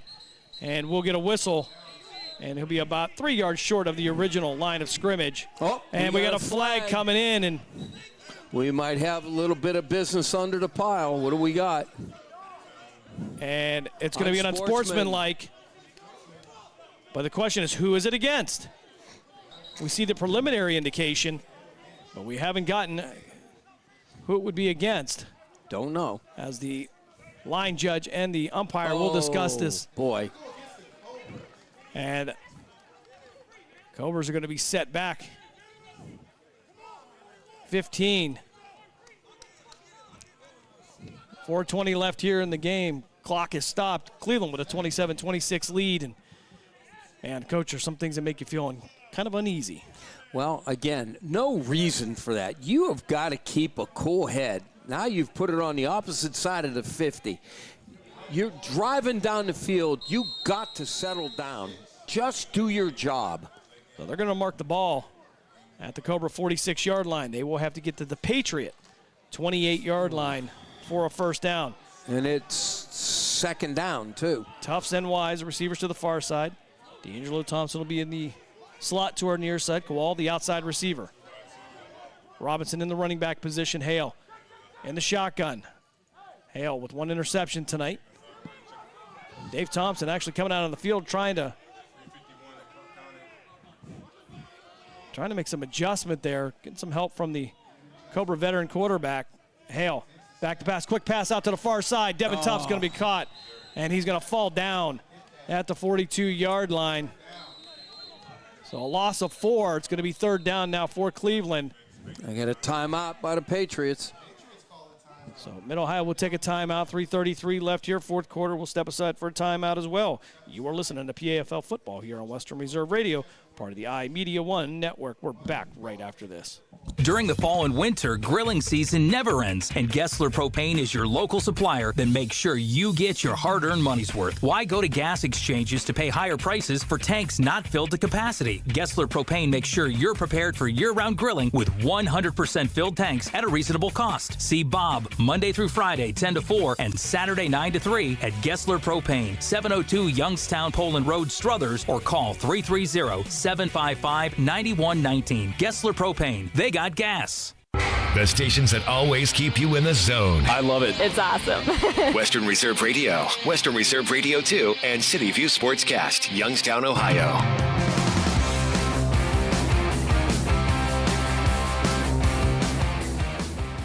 Empty backfield here for C.J. Hale. 3:33 left here, fourth quarter. Third in an eternity for Cleveland. They'll have to get to the 28-yard line for the first down. Hale back to pass. Has time. Fires over the middle. And it's going to be dropped. Almost picked off by the Patriots. And Jeff Cooper Ryder is going to have to come and bail the Cobras out and punt this one away with 3:27 left here in the game. And this game may be left in the hands of the defensive unit for the Cleveland Cobras. It's going to be. It will be. Holy moly. Whew. Yeah, because, you know, I was watching him kick. He was kicking 30 and 40-yard field goals, too. So you've got to get a hellacious punt Cobras and lose. Coverage. Cobras lost in week 1 on a field goal with just 2 seconds left here. So they've been here, done that. Oh, yeah. Got the T-shirt. Yeah. So Jeff Cooper Ryder on there. He's going to count them up. And because of the snaps, you've noticed that Jeff Cooper Ryder now usually you're at about a 12-yard spot. Right now he's going to move up to about 10, but he's going to have to get that ball away quickly. He's got to get it away from them too. Kick to the sidelines. Decent snap coming back, and this one's going to be a good punt. Get this one away. It'll fall at the 28. They take a Patriot bounce, and it'll head out of bounds around the 33-yard line, and that's where the Patriots will take over. 3:19 left here, fourth quarter. Got an opportunity to chat back and forth with one of the Patriots folks earlier, and they were talking about the establishment of the team and a lot of veterans they have on this team, thus the name. So, but done a good job establishing the program here. We'd even made a trip down to Mount Vernon several years ago. Yep. And at that time was the Mount Vernon Militia, no relation to the Mid-Ohio Patriots, but they'll mark the ball at the 32-yard line. Matter of fact, went down there and won a close one there. Mike Thomas with 2 touchdown catches. Mm-hmm. He owed me $20, so he said, I'll pay you off in touchdown. Okay, we'll take you that. I'll take it. That's, $10 a touchdown, that's fine. There we go. Empty backfield. This is what scares me. They have got to get to this guy. They have not touched Coker all night long as he'll bring the wing back, the running back position, back to pass. Fires out to the flats, and it's going to be dropped. Nollings was right there to make sure he wasn't going anywhere, but it's going to be an incomplete pass, 2nd and 10 for the Patriots. Probably the best thing could have happened for Mid-Ohio. Yeah. Because he was going to lose yards on that. Here's the other thing. They've got to be disciplined in the back because I'm sure they're going to look at it, maybe a toss pass or something like that, might catch them. They have got to calm down. Clock stop with 3:13 left here, 4th quarter. Ball at the 32-yard line. 2nd and 10 for the Mid-Ohio Patriots. Patriots trail Cleveland by a score of 27-26. Fortson is really complaining to the officials about him grabbing face mask. And we're going to get some whistles. Kept Fortson down there having some words as Nollings and Dillard will come over and move him before something silly happens. Yeah, and then it costs them. So you got to sit him and tell him you got to calm down. Coach has got to get in there and say, get it out of your head. Kev Fortson, defensive back, the veteran defensive back for Cleveland. D'Angelo Thompson coming off the field with a little bit of a limp. Got to make sure we have a sub in there for him.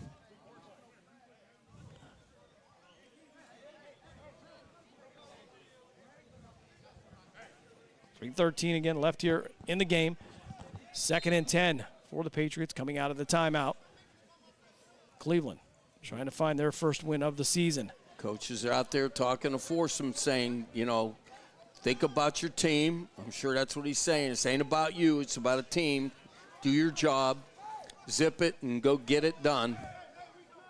Arthur Green now in on the front line. Again, Cleveland, I don't know. Coach, I agree with you. I kind of like to see him back in that 4-man front. Yeah, right now I'd set him in a 4-man front. If you're going to go 3-man, you have got to send somebody with heat. Federer and Littlejohn, the linebackers. Coker in the shotgun, one running back to behind him. Twin receivers to each side. Oh, that's delayed snap there, and it's going to be brought out to the 39-yard line. A little bit of a trick play there. Try to catch the Cobras off guard. Trying to get them sleeping. That'll be 3rd down. So we'll see where they mark it. I thought it was at the 39, but they're going to give them the 40 actually. So they'll need to get 2 yards for the first down. Clock still running. 2:47 left here. Fourth quarter. But don't go to sleep here. Be aware of what's going on. They may pop you. You got trips. They're Federer going to spread out now. He'll be to the outside. Turner. Motion. And we're going to have a flag. False start coming up against the Patriots. So absolutely. Instead of 3rd and 2, now going to be 3rd and 7. But for the Cobras, 3rd down has been their Achilles heel much of the season. So while you can appreciate the 5-yard penalty, focus is the key. Yeah, now you got to focus. Now what you've got to do is lock these receivers down. You've got to get pressure on this quarterback as well. Backer's got to watch the swing, too. Coker with 3 receivers to his left, single receiver to the far side. He'll be running back to his right. Just about to hit the 2-minute warning. We'll see if they get the snap off. Indeed, they will. Back to pass, fires out into the flat.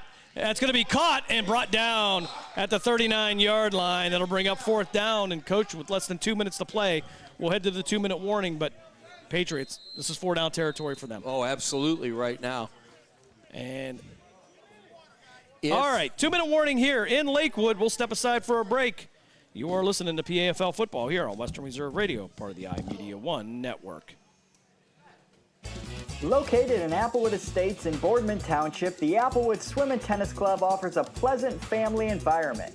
Choose a membership that meets your needs and enjoy a relaxing venue that includes not only swimming for the family, but also youth activities such as competitive swimming, tennis, and more. Enjoy the friendly atmosphere all summer long with the staff and members of the Applewood Swim and Tennis Club. For more information, go to applewoodswimandtennis.com or call 330-953-2833. Youngstown, Warren, and Salem's local and national sports talk can be found on TuneIn and the Live 365 app at Western Reserve Radio. WRDB, The Scourge.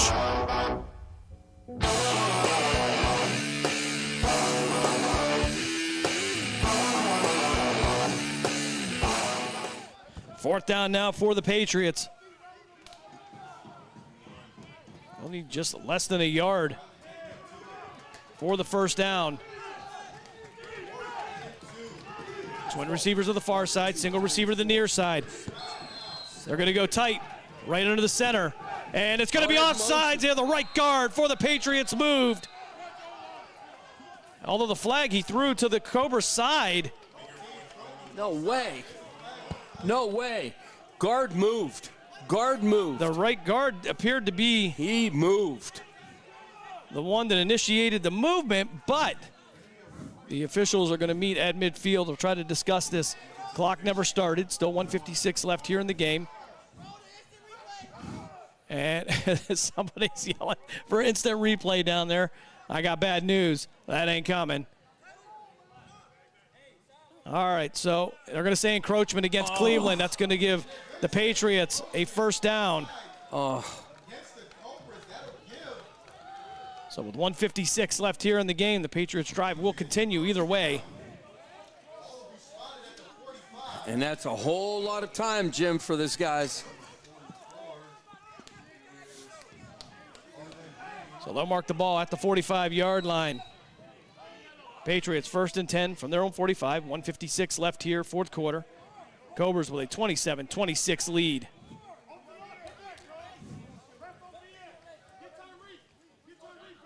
Coker with 4 touchdown passes tonight.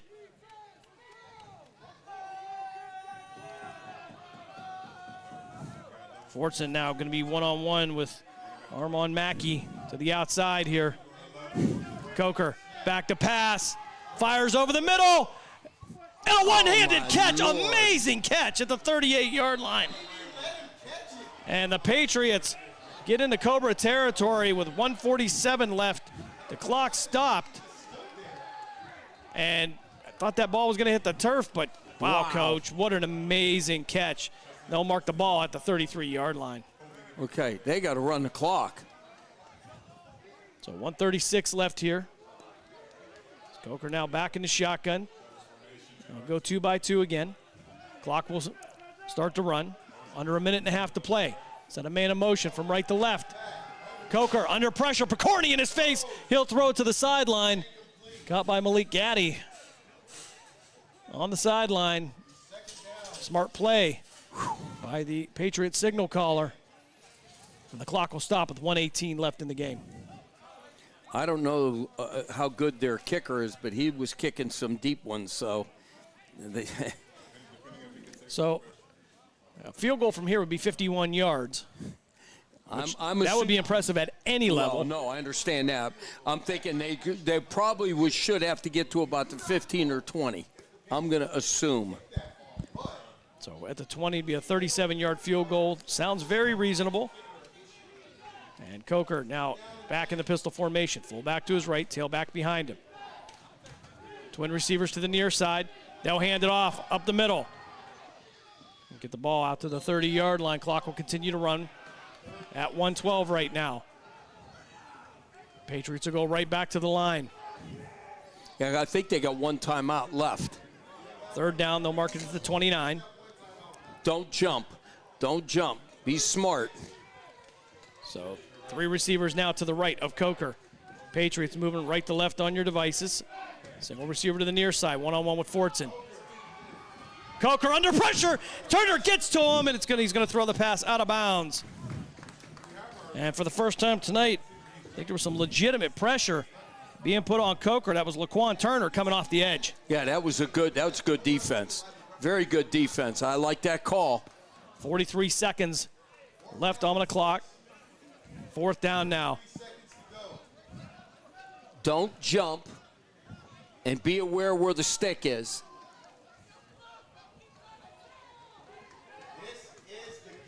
So Cleveland going to send a safety way back to the goal line.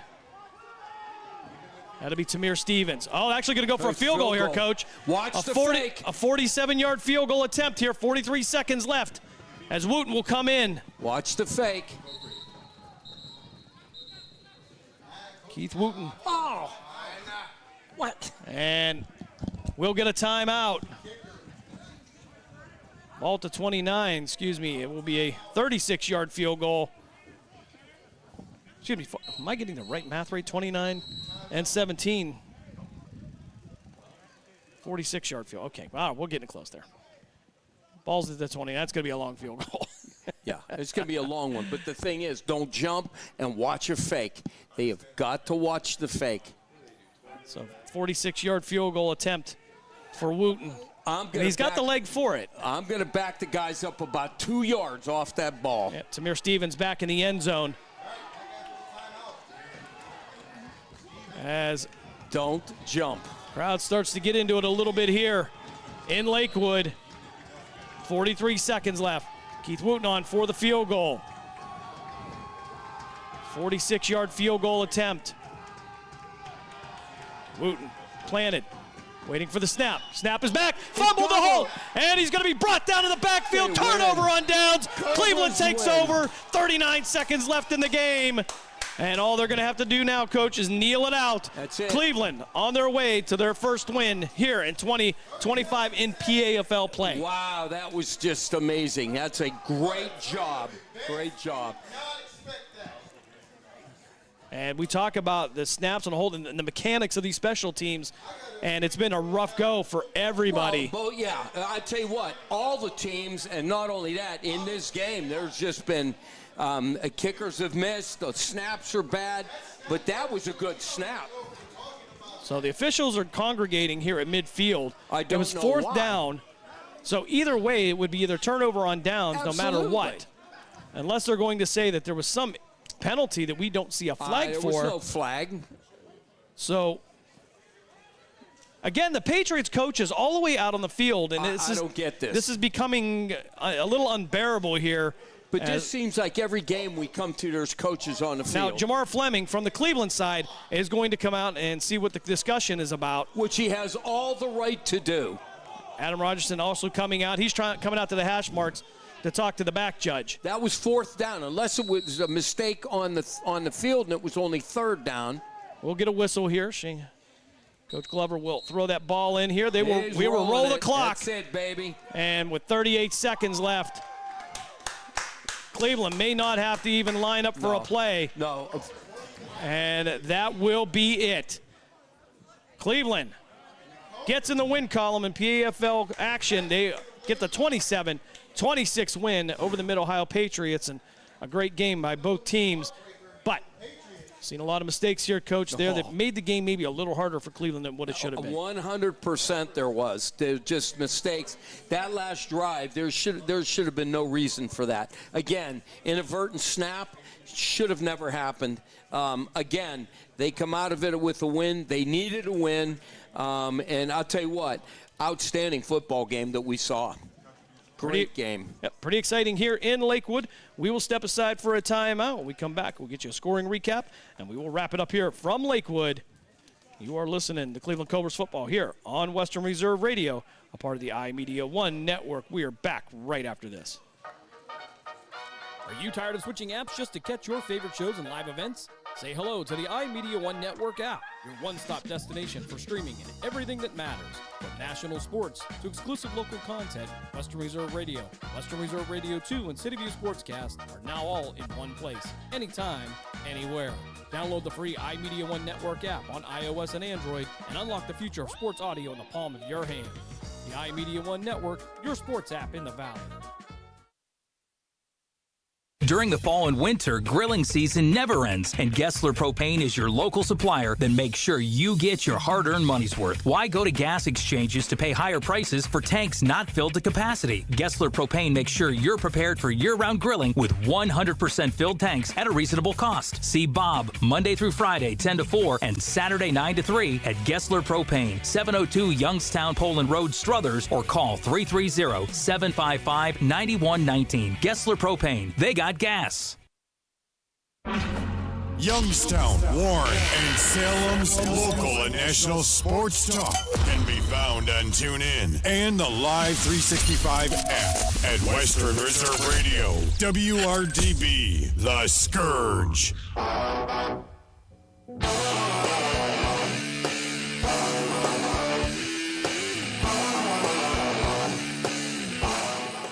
Back here in Lakewood one last time as we wrap it up here in Week 5 of the PAFL season. Cleveland gets the 27-26 win over the Mid-Ohio Patriots. Coach, we talked about it, probably made it a little harder than it should have been. Had a 2-score lead at one point, was up 14-0. Comes down to a 1-point win for the Cleveland Cobras. Well, we all know what happens when you make mistakes and things happen like that. You're going to keep that team that on the other side in a different color right on your heels, and that's exactly what happened. Again, I would say, yeah, there was mistakes. There was things that happened, but great football game. It was exciting for us up here. I enjoyed it, and we haven't had one this close for a while, so I really enjoyed this game. Yeah, a lot of fun here in Week 5. Of course, you missed Week 1 with the field goal loss with 2 seconds left there. Didn't go their way, but, again, we've seen some great PAFL action this week. A lot of parity in this league, a lot of fan-friendly games, and we are happy that we could bring you another one tonight, a 1-point win for the Cleveland Cobras. Take a look at the scoring recap here. It started off in the first quarter with 7:05 left in the first frame.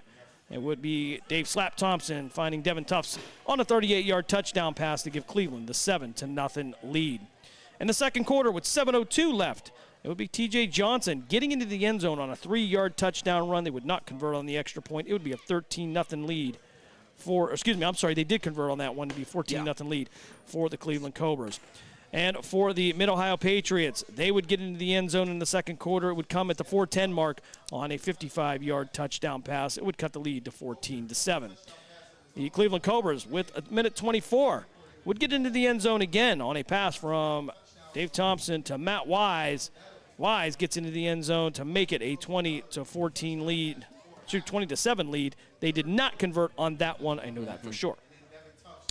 And with 49 seconds left in the half, Burgess would catch a 40-yard pass from Coker. He'd get into the end zone. That would cut that lead to 20-14. Third quarter action. It would be the Cobras striking pretty quick, coming at the 14:06 mark as Thompson would find Devin Tufts on a 75-yard touchdown pass to give the Cobras the 27-14 lead. With 12:15 left in the third quarter, Patriots would score on a 20-yard touchdown pass, closing down the gap to 27-20. And with 6:50 left in the fourth quarter, Patriots would get in the end zone again on an 18-yard touchdown pass from Coker to cut the lead to 27-26. They would not convert on the extra point. So for Cleveland, they miss an extra point. Did not come back to haunt them. For the Patriots, it did. And again, we talk about these special teams, these very small details, but most importantly, one thing we talk about, it seems like endlessly every week, is the long snapping. Yeah, long snapping, it just in the punt game as well as in the extra point game. And again, you got to practice this, and that's just how it goes. Again, that's why you have to. Everything's a third of the game. They talk about what do you talk about? Third of the game: offense, defense, special teams, because any of that areas could cost you. Cobras down on the field celebrating as they get their first PAFL win of the season. Cobras will be off next Saturday as we all celebrate the 4th of July holiday weekend, but we will be back on the air on July 12th as you and I will make the very short trip to North Jackson, Ohio, as the Cobras will take on the Youngstown Patricians. And, of course, Mark Means, Dave Clark, Dave Ferris have been covering the Patricians all year. They've been involved in several exciting games themselves. Again, this reincarnation of that team, the core of the players the same, and they've become a much better team under Coach Dominic Hare. So we look forward to an exciting game there in the Youngstown area on the 12th. And I don't know. Maybe we'll give those other guys a hard time. Oh, we have to. It is Mark Means, by the way. I mean, we have to ruffle his feathers. Absolutely. And, of course, the Patricians, they fall today to the Falls Rapids, no pun intended there, by a score of 13-3. Of course, you heard all the action there on Western Reserve Radio 2, as well as Sports Radio 1240, a special edition of PAFL Football in the Youngstown area as we go live on terrestrial radio today. So, again, we want to thank Bill Kelly, Charlie Conley, and all the crew over there as they make that relationship over there pretty fun there. Yeah, I mean, they trust us with their airwaves. And I hope our broadcast they're satisfied with the excitement, because we do get excited and we do have some good times up here. Yeah, so certainly. I want to thank them as well. Mark means the connection on that here, working for both sides here. It's a great relationship, and we do appreciate it. But we all look forward to seeing you on July 12th in North Jackson as the Cobras will head out to take out the Youngstown Patricians. So for the coach, Bob Gessler, for Matt Craven, I'm Jim Craven. We thank you for joining us here in Week 5 of the PAFL season. Your score one last time. The Cleveland Cobras get the win tonight by a score of 27-26, and we will see you all again on July 12th. Good night, all. We thank you for joining us for the special presentation of Western Reserve Radio. And we now return to our regularly scheduled programming.